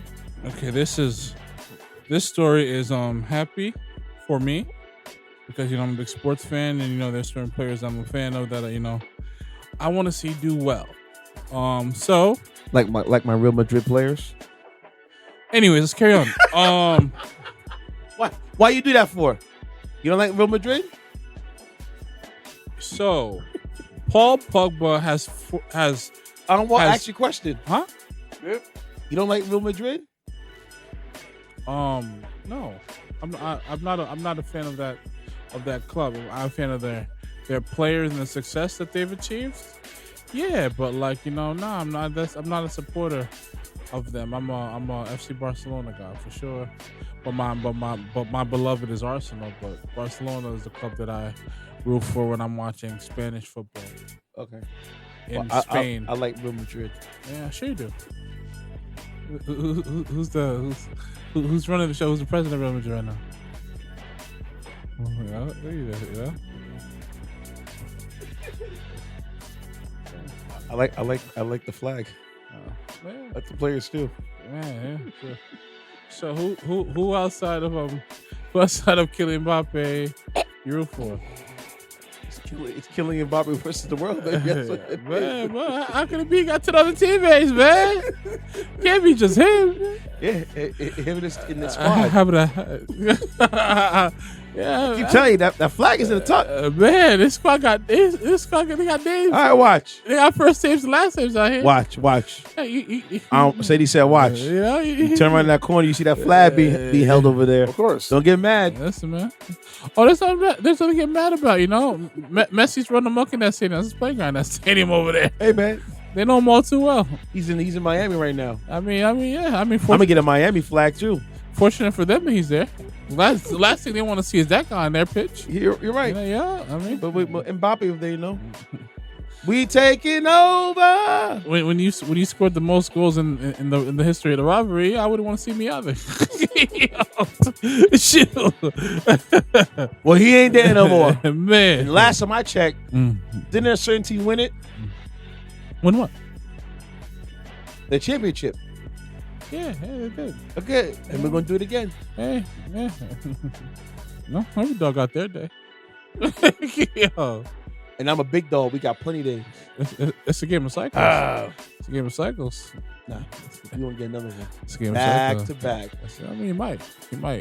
Okay, back to back. Balance might be off. You know, injuries play a part too. You know, they're adding more games, so you never know who might go down.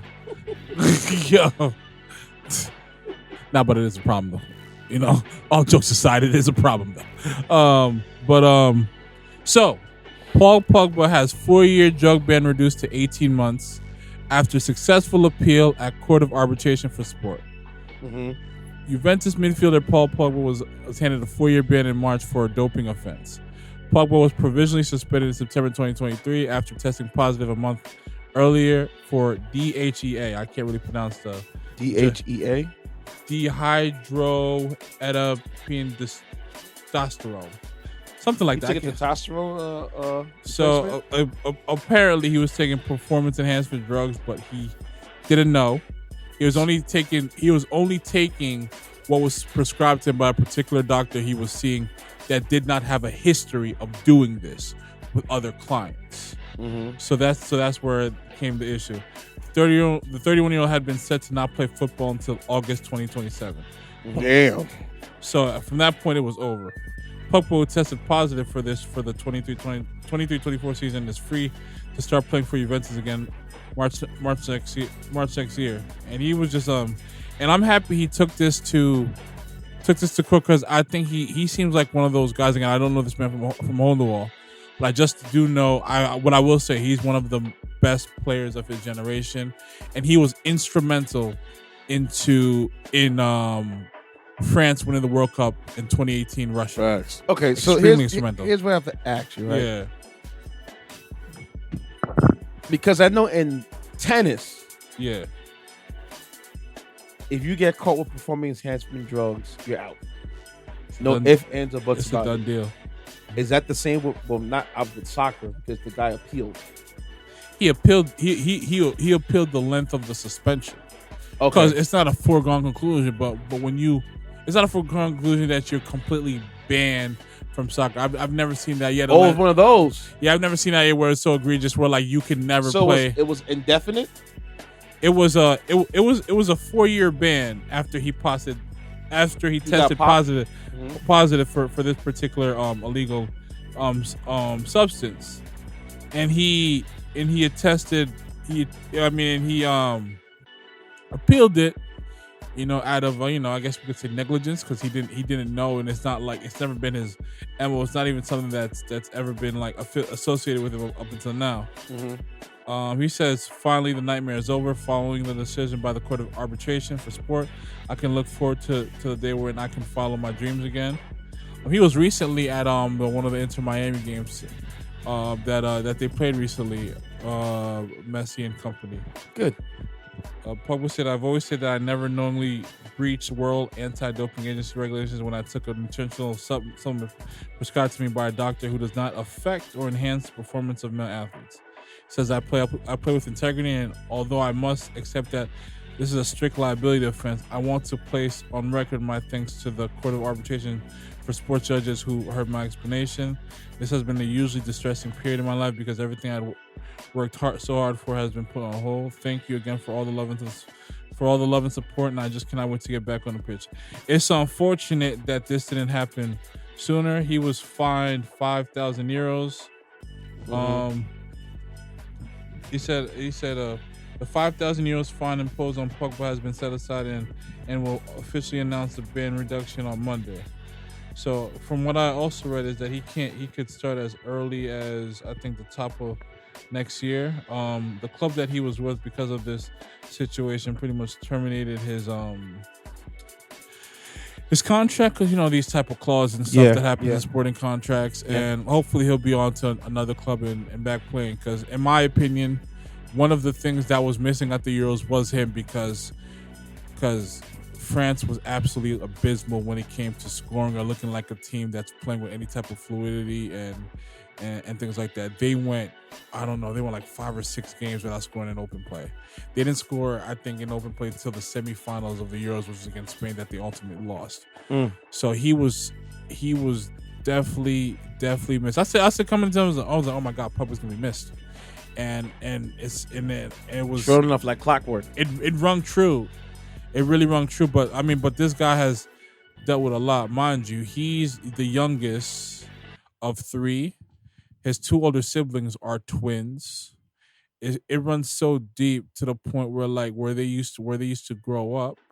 Because I forgot what part of Africa their mother's from, but I guess their father stayed behind and the mother just raised these 3 boys on her own.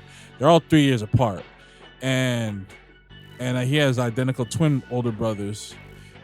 I got to a point, I don't know what necessarily happened or caused this type of behavior, but his older brother and like their former friends that they grew up with, or maybe some kids older than him that was his brother's friends, eventually ambushed him, hurt him a bit, and was looking to extort him.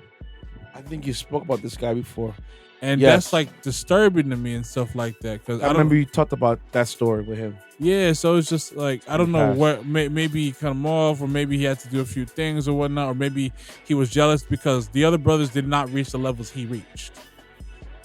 Sometimes it just goes like that. But the last thing I'm gonna do is, even if the little brother is making more money than me, more well known than me, my job is to protect him, not to extort him or put him in harm's way. Money changes people, and it's just like, y'all do know y'all came from the same mother, right? They don't care. It's dark, bro. It's dark. Very dark. It's dark, and I'm happy this is like the bright light for him. Put it to bed, And I look forward to see him back on the pitch. And when he comes back on the pitch, he's gonna kick their asses. I real talk, like, man. So. All right, my turn. Mm-hmm. Recently we had a strike. On October 2nd, the dock workers at ports from Maine to Texas went on a strike. Basically, the East Coast and half the America. There's a West Coast port that's regulated by one, and East Coast port regulated by another. The dock workers from Maine to Texas have walked the picket lines on October 1st, that was Tuesday, and strike over wages and automation that can reignite inflation and cause shortages of goods if it goes more than a few weeks. The contract between the ports and its 45,000 members of the International Longshoremen's Association expired at midnight, and talks were stalling. 36 ports are affected, and it's the first strike since 1977. The ILA wants a fair contract that doesn't allow automation of their jobs. Shipping companies made billions during the pandemic by upcharging the high prices on the backs of the dock workers. That's quoted by the local ILA president Boise Butler. The U.S. Maritime Alliance, which represents the ports, states that both sides have moved on from the previous wage offerings and no deal was in place. The ILO wants a 77% pay raise over the next 6 years, the life of the contract, to make up for the inflation in years of small raises. The Alliance, however, wanted a 50% raise over 6 years and to keep limits on automation in place from the old contracts. The union wants a complete ban of automation, while the other side doesn't. The ILA base salary is $81,000, but with overtime, it can hit as high or higher than $200,000 or more. The Maritime Alliance also offered triple employee contributions to retirement plans and strengthened the healthcare options. The immediate impact won't be felt that time, but had it went on longer, it would affect the holiday season. The strike, the longer it goes, the worse it gets. Now, here's the things that was going to affect the strike was bananas, because 75% of bananas are imported into America through the shipping ports. Things like toys, fruit, cars, car parts are affected as well. Cocoa, wine, beer, whole lot of stuff. It will cost the economy $3.8 to $4.5 billion a day. Now, with the strike. Now, the West Coast ILA are a different union, and they already have the contract settlements. The thing that I didn't know the West Coast is that they actually have automation there. Yep. Ships can go west, but it will delay and create traffic jams from trying to dump everything on the West Coast and the East Coast. Trains can help, but it's not effective than the ports to be open on the East Coast. That happened on a Tuesday. Yep. And before I can put a Tic Tac in my mouth and breathe. And after $15 billion of loss. Because, surprise. I was one of those people that did buy toilet paper and paper towels. I got a roll of paper towel before I leave there? Yeah. I didn't get paper stuff from Target, so I need a roll of paper towel. I can see the spray you want. I appreciate you. I know you can't do the refunds. I don't need refund. You good. I'm like the idiots that stocked up. Oh, there were some people there. Yo, Walt said he said, I issue not, bro. I saw one guy had 3 rolls of toilet paper, 3 bottles, cases of water, fruits for days, like it was going out of style, bro, and facial tissue. Kleenex. A lot of Kleenex, huh? Stay a lot ready, of puffs. You gotta get ready, They gotta get Dude. ready. That wasn't on the important list. The list was actually saying fruits like berries, bananas, cocoa, avocados, and then one more fruit that's imported in. Apples, I think? No, not apples. So could we say this particular settlement was settled in record time?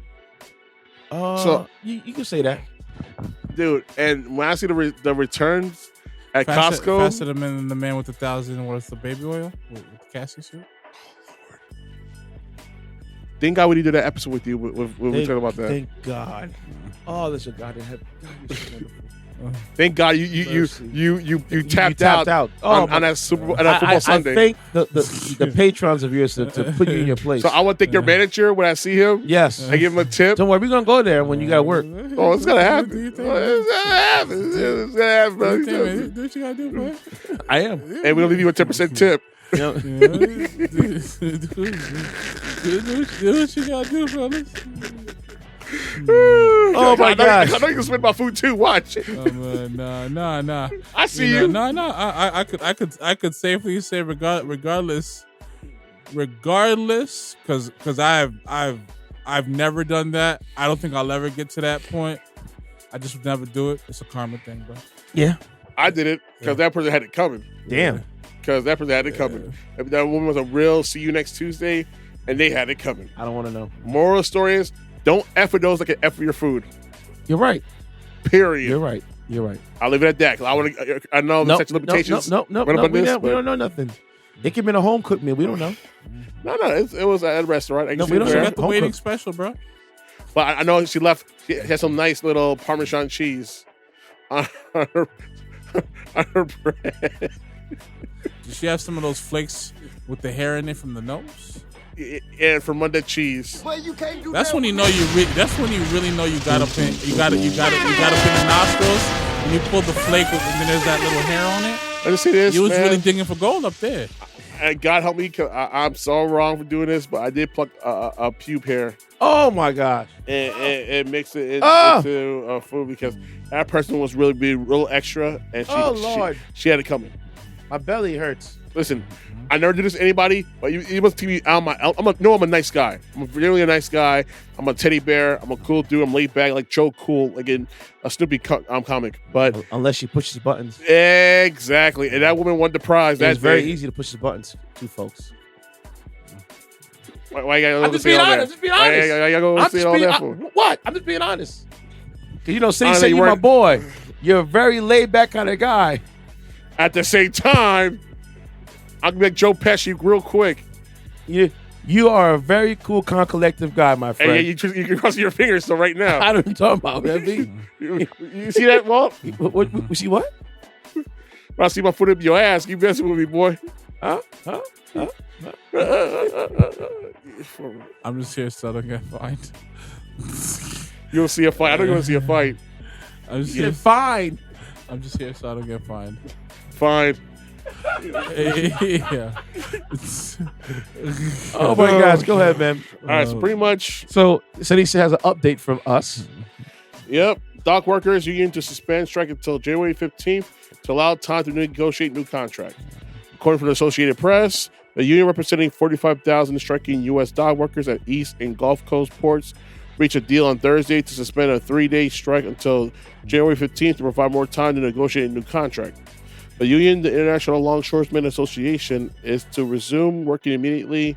The temporary end to the strike came after the union and the U.S. Maritime Alliance, which represents ports and shipping companies, reached a tentative agreement on wages, the unions and ports said in a joint statement. A person briefed on the agreement said the ports sweetened their wage offer from about 50% Real sweet. to over 6 years to 62%. Yep. The person didn't want to be identified because the agreement is a tentative one. Any wage increase would have been approved by the union members as part of a ratification of the final contract. The union went on strike early Tuesday after its contract expired in the dispute over pay and the automation of tasks at 36 ports stretching from Maine to Texas. The strike came at the peak of the holiday season at the ports. Which handle about half the cargo from ships coming into and out of the United States. And they're still in the ocean trying to get in. The walkout raised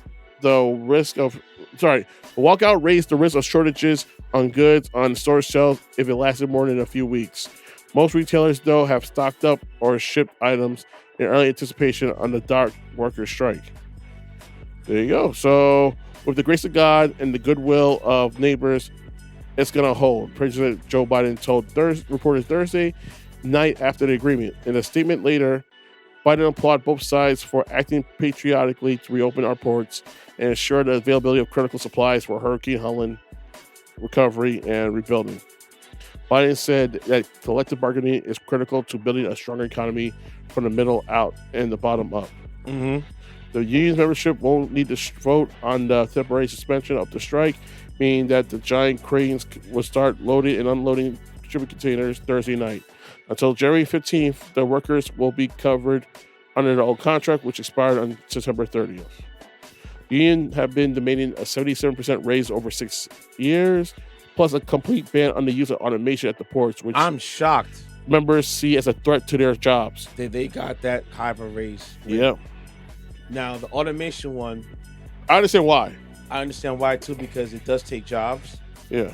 But I've seen it work in other countries, i.e. China, and et cetera, et cetera. Very, very efficient. But like you said, it's taking jobs from people.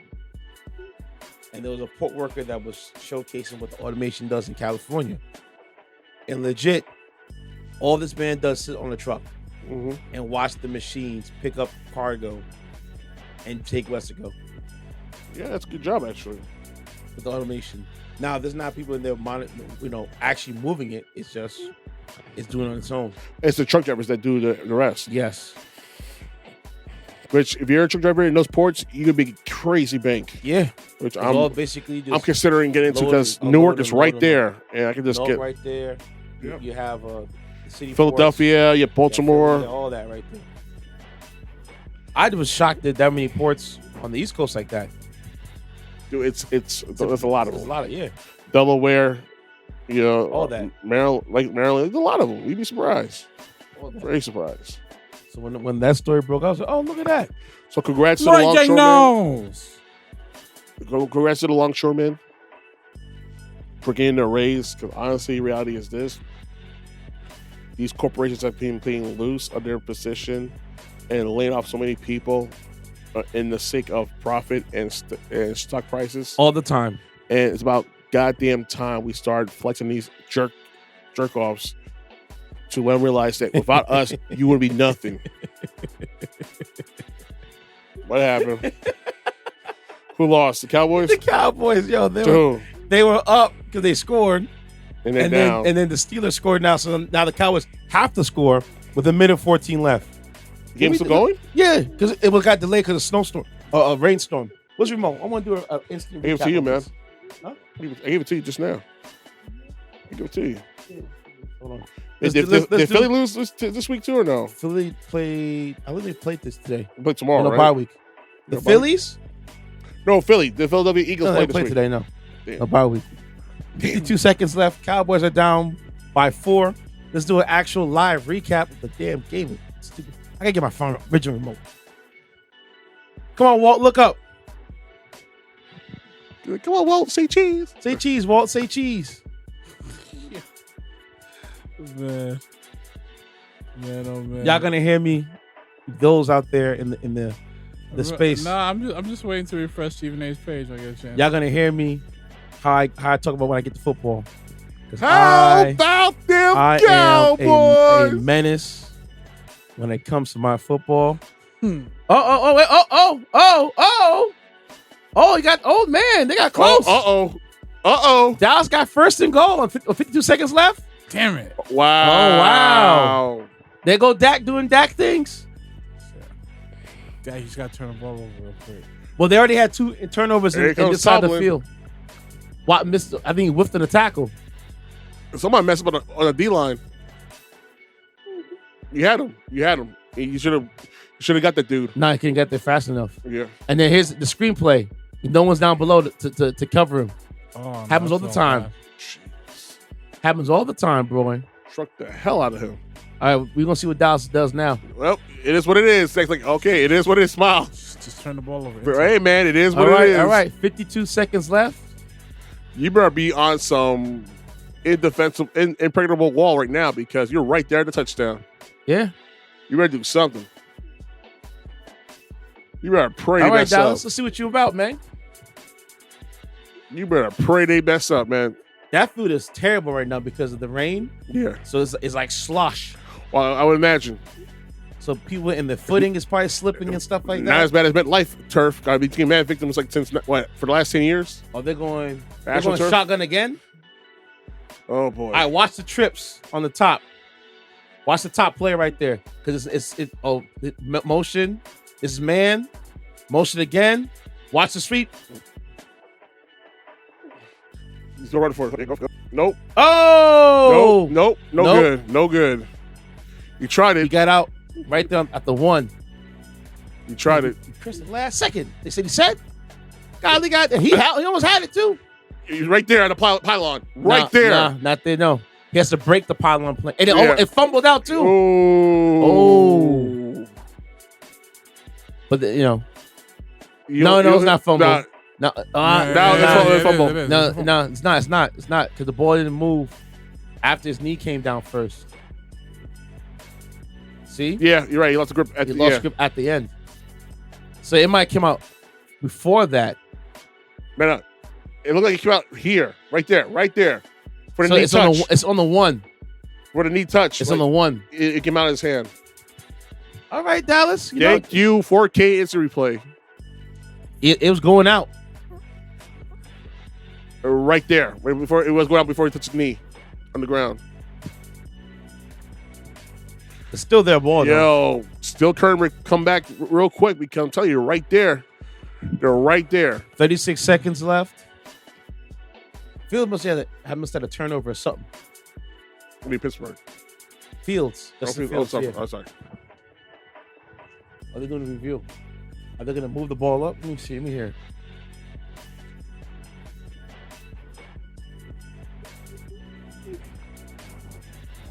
You need a review right now or what? What's going on? Because of the turnover.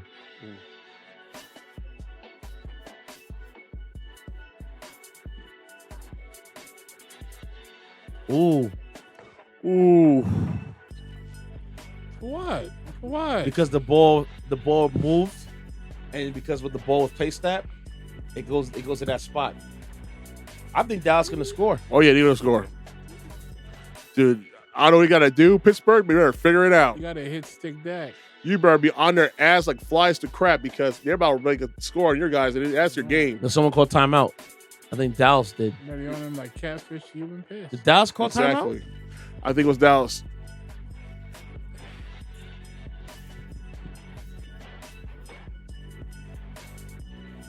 No, did they call timeout? Yeah, the clock stopped. The clock stopped. They reset the clock. It. They reset the clock. Supposed to reset to 46. Now it's at 37 still. It didn't move. No, but the actual Okay. the play's 30. All right. They're going I formation. So you better be on their Let's see. ass. Let's see if they get penetration. Come on, Steelers. Oh! Yes! Bumbalaya! Bumbalaya! Yes.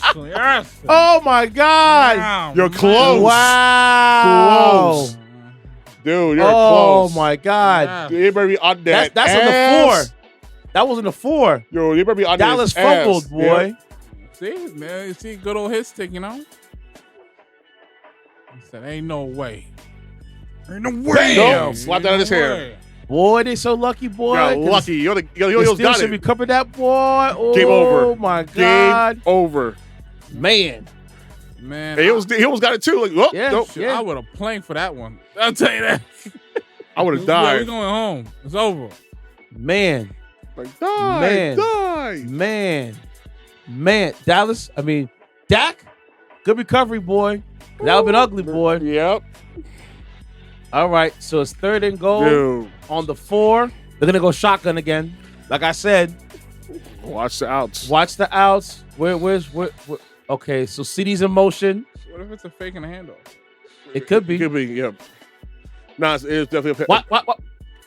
Oh! Up. Close! 4th down. Steven ain't ready to vote. Got his hat. Got his cigar ready. Oh, my gosh. This bad boy up. 4th and goal. That was zone. All of that was America man. is That cheering was for man. Pittsburgh right now. All That of was America. man play just now. Outside of Dallas, of course. But all of America is cheering So for here's Pittsburgh. what's going to happen, right?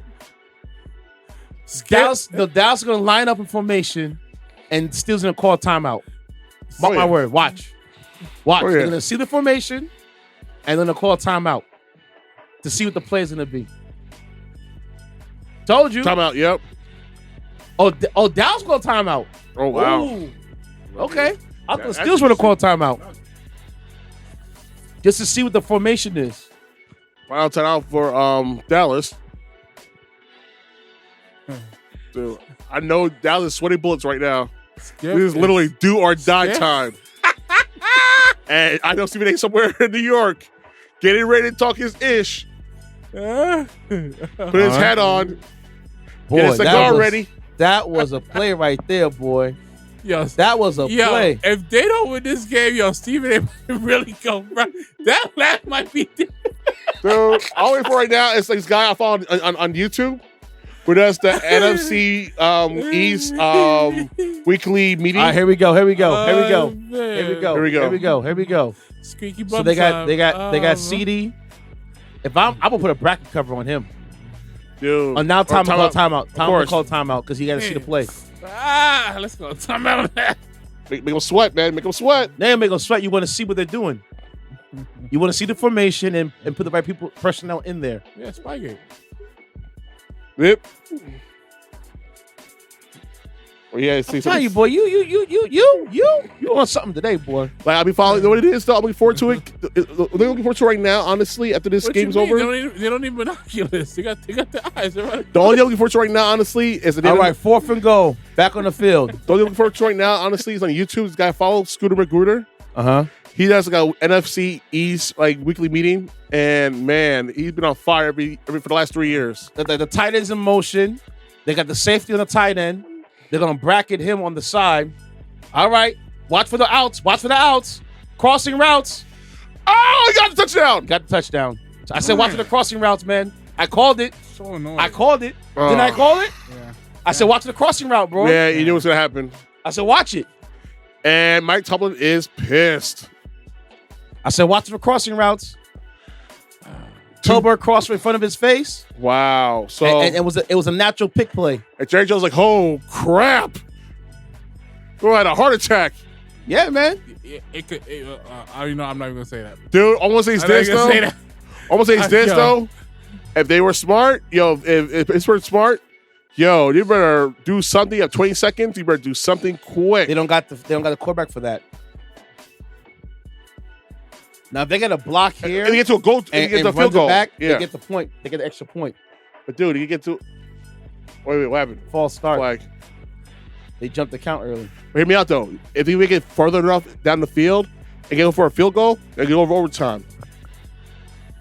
We'll see. No, if they block it in front of, then the game's over. And they go for field goal, then the game's over. Yeah. In favor of the Steelers. Like Steelers better do something because I'm telling you right now, the only way to win this game right now is a field goal. Yeah, you're right. Yeah. Encroachment. I ain't gonna lie, like, the referees have been on point so far for this week, man. I ain't gonna lie. I mean, you don't see really any BS calls during these games at all. They've been doing For been these on point. situations, whether it's a field goal or an extra point, you got to have an incredible leaper that makes himself big to attempt to block those You mean shots. like, what the the Giants did, Giants you did this know? afternoon? Yeah. But usually you can't do that anymore. You can't leap over the center like that. That dude did it. He did it, though. The guy did it. No, you're not supposed to. You get flagged for that. Well, they didn't stopped flag it. Yeah. They didn't flag it, You're though. like hitting the microphone. Oh, I'm sorry. I forgot about that. No, they didn't flag That's twice it, though. in a row. He did the Another same flag? thing. They're trying to jump the count. Sheesh. Trying to get ahead of the play. Wait, is it on Dallas? It's on Dallas. You know, got to make it interesting. 20 seconds left.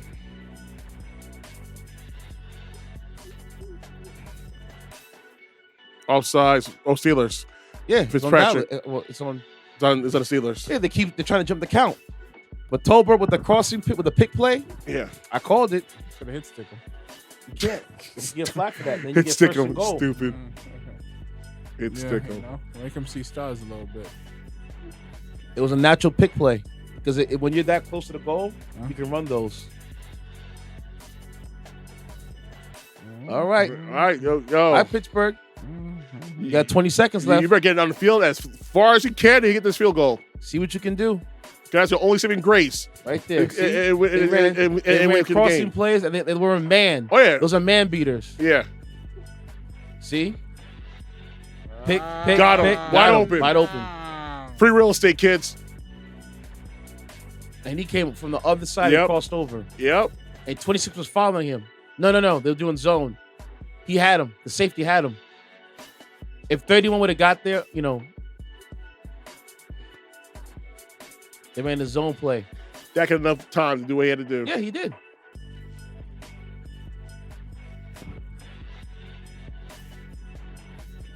Someone like that, I'm telling you, man, don't give him time. Be on his ass because I'm telling you, when you give him time, you just do him a favor, honestly, man. Like, you have to be on his ass like flies to crap. You can't give him no opportunity like to do like a pass like this, man. Seriously, if you're facing the That's Cowboys. up to the pass rush.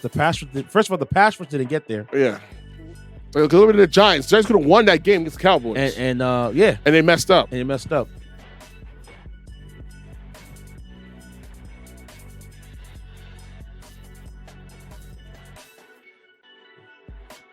You better haul ass, my boy.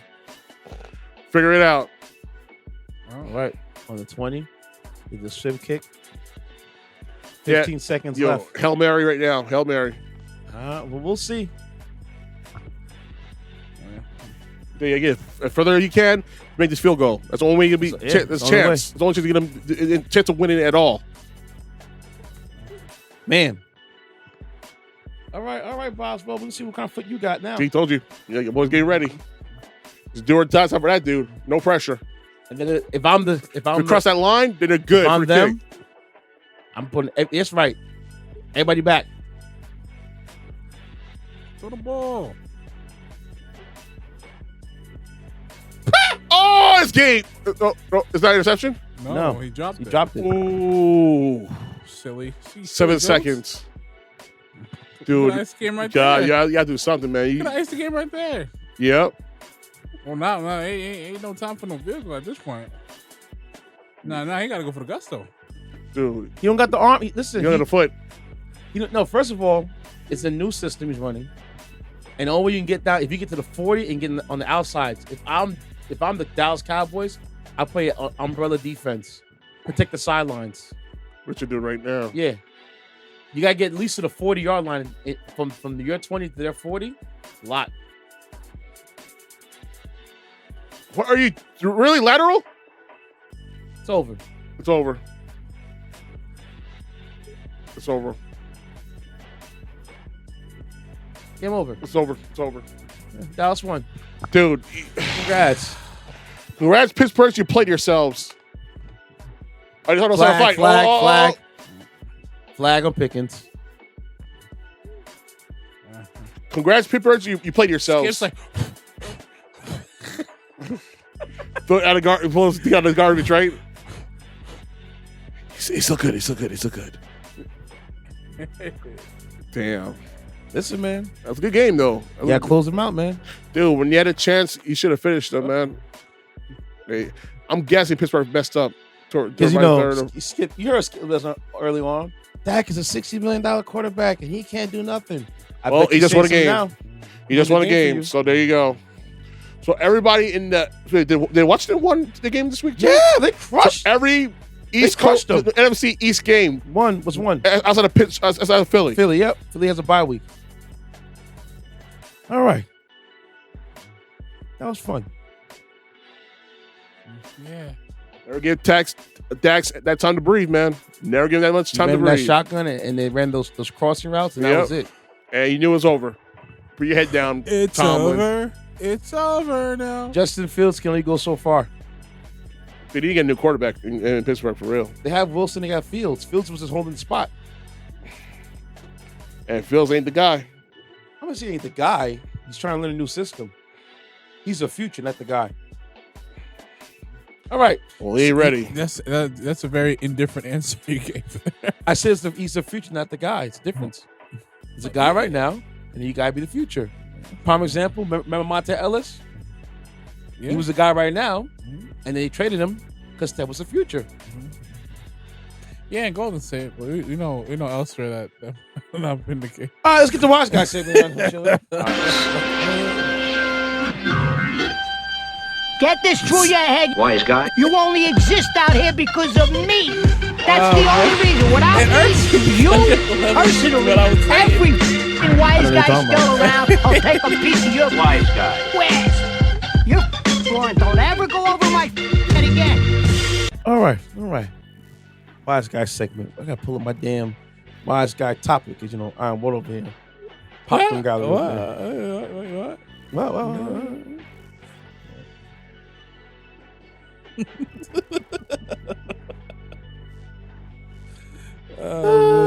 So recently, I'm gonna pick up.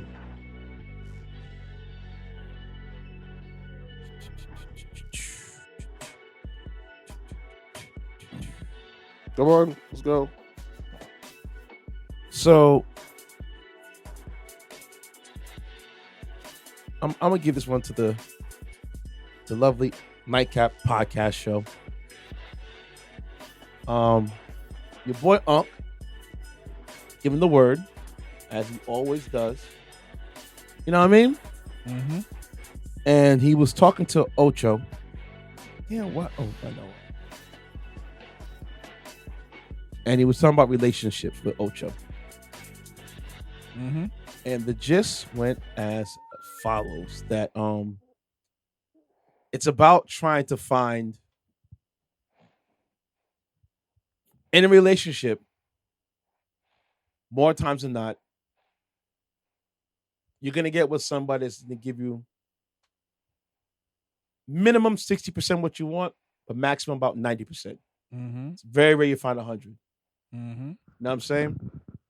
And he was talking to Ocho about trying to go out and seek out the other remaining percent and how that is a bad idea. So I'm gonna let Unc talk picture word. Mm-hmm. I promise I ain't gonna cry. I promise I ain't gonna cry.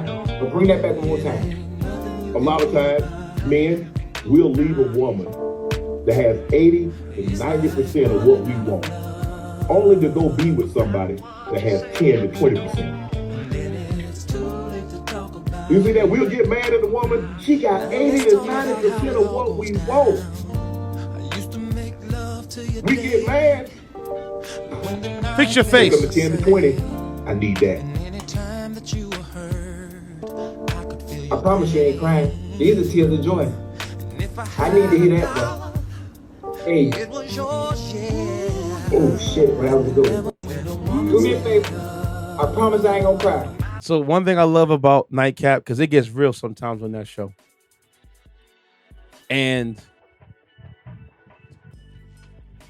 fellas, work with what you got. You don't realize how many guys I know. They get a girl and she has that 70%, 80%, heck, 90%. And they still run around chasing for that 10, 20% of the girl. She is your main for a reason. That one ain't what it is. And then living with regret afterwards is the worst part of it. Oh, wow, question. And that goes for women too. Because women would get with a guy and he has, you know, all the qualities and she'll go and she might go out, step behind his back. Yeah. Listen. Honestly, man. And that's a hard conversation to have. It is. Because, you know, you want that person to give you 100. And and the problem is that people gotta understand relationships are not perfect. It is hard. Very hard. And if you're trying to look for that 100%, you might as well wait for 100 years down the line when you get an Android wife. Because that's what you're going to happen. Am I lying? No, you're not lying at all, my dude.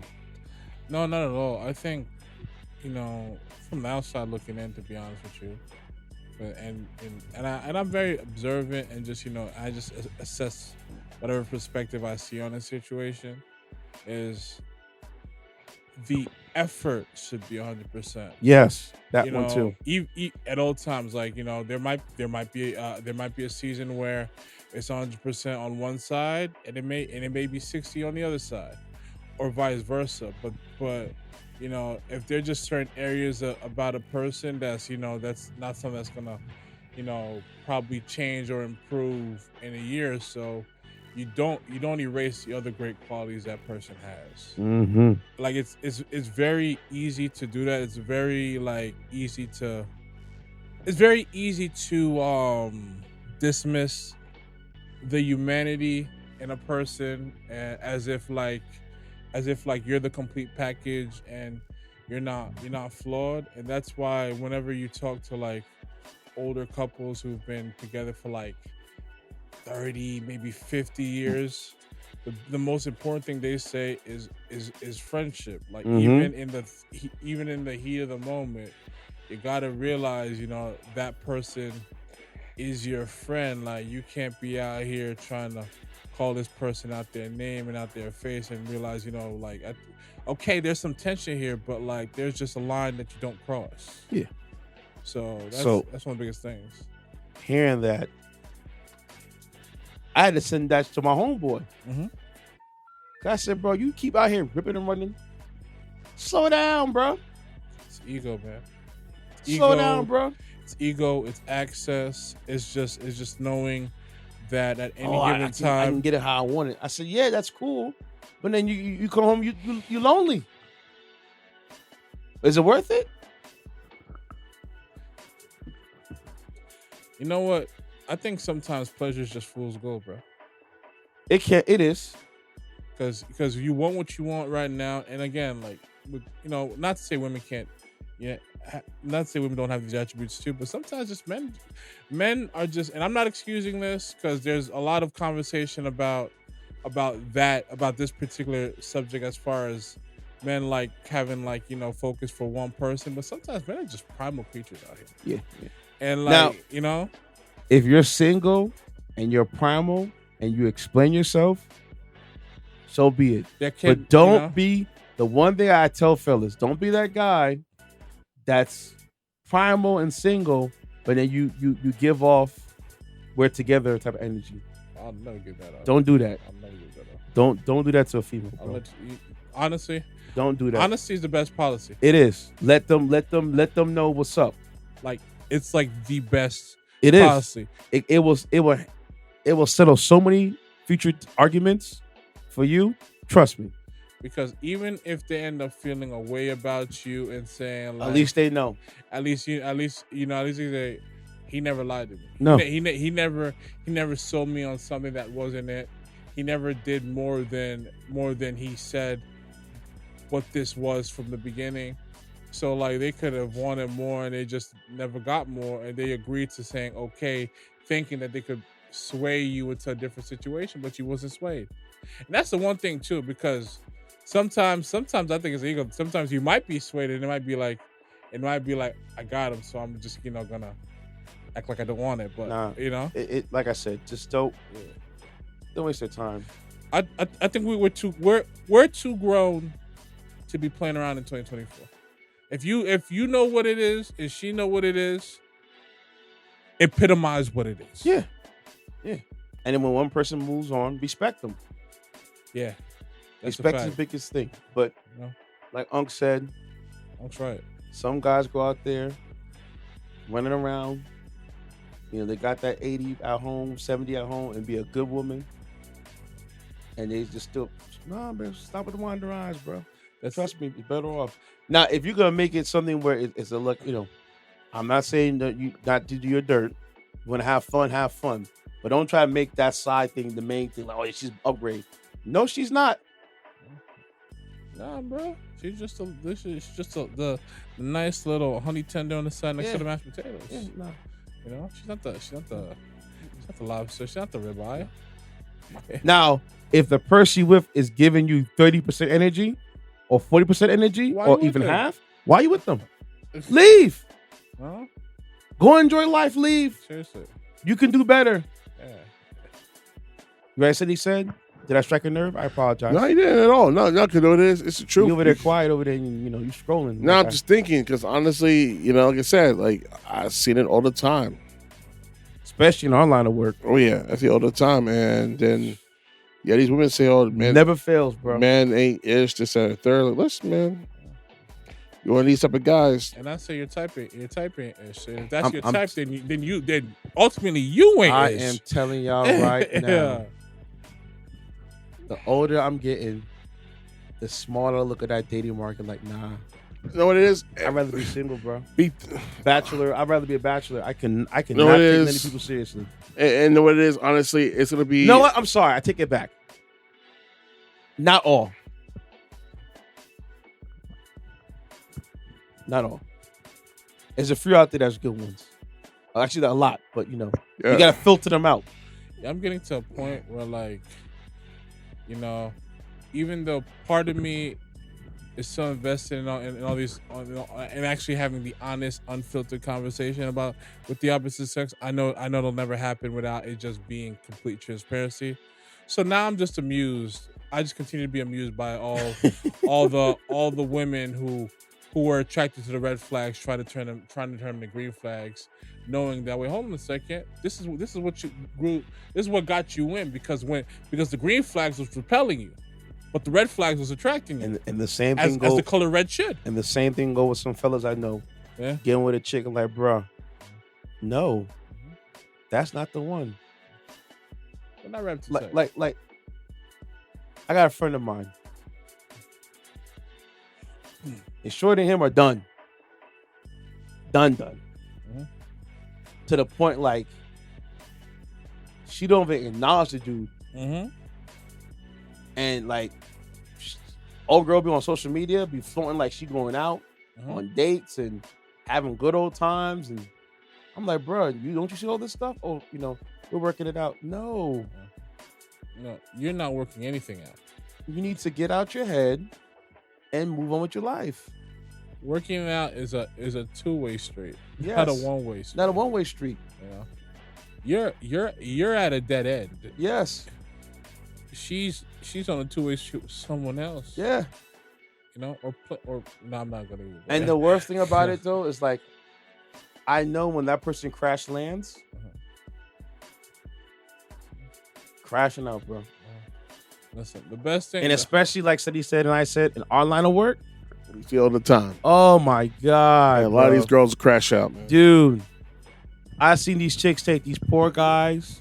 Oh, I love him. No, you don't. You love his money. Shorty, I just watched you yesterday in the VIP. And I heard this in the background. You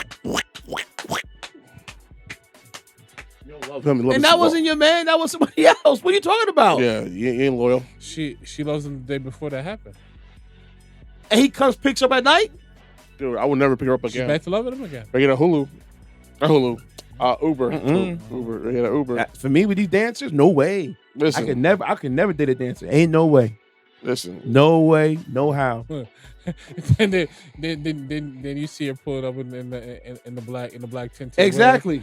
Ready to be like, playing kissy point. He's like, ugh. Yuck. Can I put your teeth? Yuck. I got a funny story now. I'm getting out of here. Oh my God. A long time ago. Dealing with this chick. Makes you look at that word lip service a little differently. I'm telling you a story. Yeah. Dealing with a chick, right? Yeah. And she's over, she's singing on the microphone. Yep.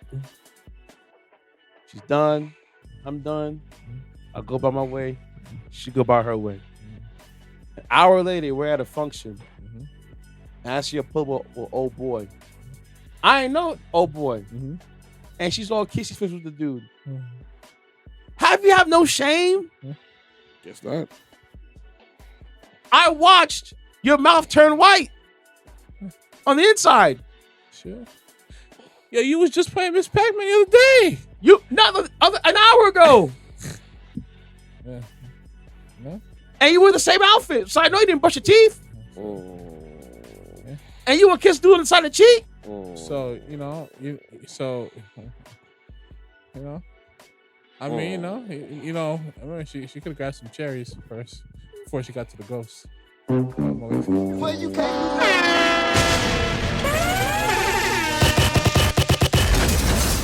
Disgusting.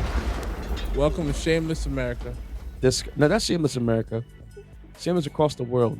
Shameless Western world. Okay. All right. Ceddy said, give me your handle, man. Ceddy55 at my IG. That man Ceddy at IG as well. I'm Walt. I am _ WAL 4 T's at the end. I have my Alt is the Motion page and my R&B is Dead page. And listen, you girls are trifling. Just absolutely disgusting. Girls and fellas too, because some dudes I've seen clap cheeks with a bartender's friend, and they want to come back to the party like nothing ever happened. I've seen it. Listen. Hey, boo. I'm like, didn't you just clap? And I look at him and I say, well, you can't do nothing with me. The Men in Black flasher. So it was. This is DJ Intence. Follow me on all social media platforms at DJINTENCE. Except for TikTok, that's DJ.Intence. Follow the podcast on the Record Pod. Another lovely episode. See you guys next week. You just gotta hit that. You just gotta hit that Philly shell if you know. Big shout to my girl Mickey. She has a song with the baby she produced. It's called Fat. Take care, y'all. Peace. Yeah, I can't even lie, I be running. I be trying to get out of there, baby. A freak, she gon' look in my eye when she. She gon' look in my eye when she. It's hard for me to not use my hands when it jiggle. I'm the baby, I'm trying to be the man in the middle. Bend it over, let me see if you can dance on the pickle. She say she can't wait to get her hands on it. Yeah, fat with a P. What it look like from the back, I won't see. She got a slim body. When she poke it out, that still fat to me, I'm tripping. If that jump in the ocean, I'm swimming. If that go up in the air, then I'm flying. And if that moving like that and you skinny, then it's still a fat to me, girl, I ain't lying. I'm telling the truth when I speak. How I get like that, girl, what you do, what you eat. What your mama look like, let me see her. My name Jonathan, my nice to meet you. Okay, it's fat, you don't know how to poke that thing out, ain't no problem with that, I can teach you. All you need is some hands and some knees, some baby on your speak. Yeah, do it no hand, bend it over. Looking dead in his eye like a soldier. Yeah, do it no hand, bend it over. Looking dead in his eye like a soldier. Quit playing. Do it no hand, bend it over. Looking dead in his eye like a soldier. No hand. Do it no hand, bend it over. Looking dead in his eye like a soldier. Yeah, walk backwards, put your hands on your knees. Yeah, scared now, he can leave. Yeah, walk backwards, put your hands on your knees. Scared now, you can leave. Yeah, walk back, put your hands on your knees. Yeah, scared now, he can leave. Yeah, walk back, put your hands on your knees. Yeah, scared now, he can leave. Yeah. Fat with a P and a H. Yeah, I'm trying to eat, have you ate? Yeah, you could be boo, I be babe. Boo, I can see me and you on a date. Damn, I'm just meeting you, I'm late. Ham, trying to see you on the plate. Just like a tambourine, babe, make it shake. Cause you know it's fat, fat. Cause you know it's fat, fat. Cause you know it's fat, fat. Cause you know it's fat. Quit playing. Cause you know it's fat, fat. Cause you know it's fat, fat. She turned around, looked me dead in my eyes, she say, quit playing.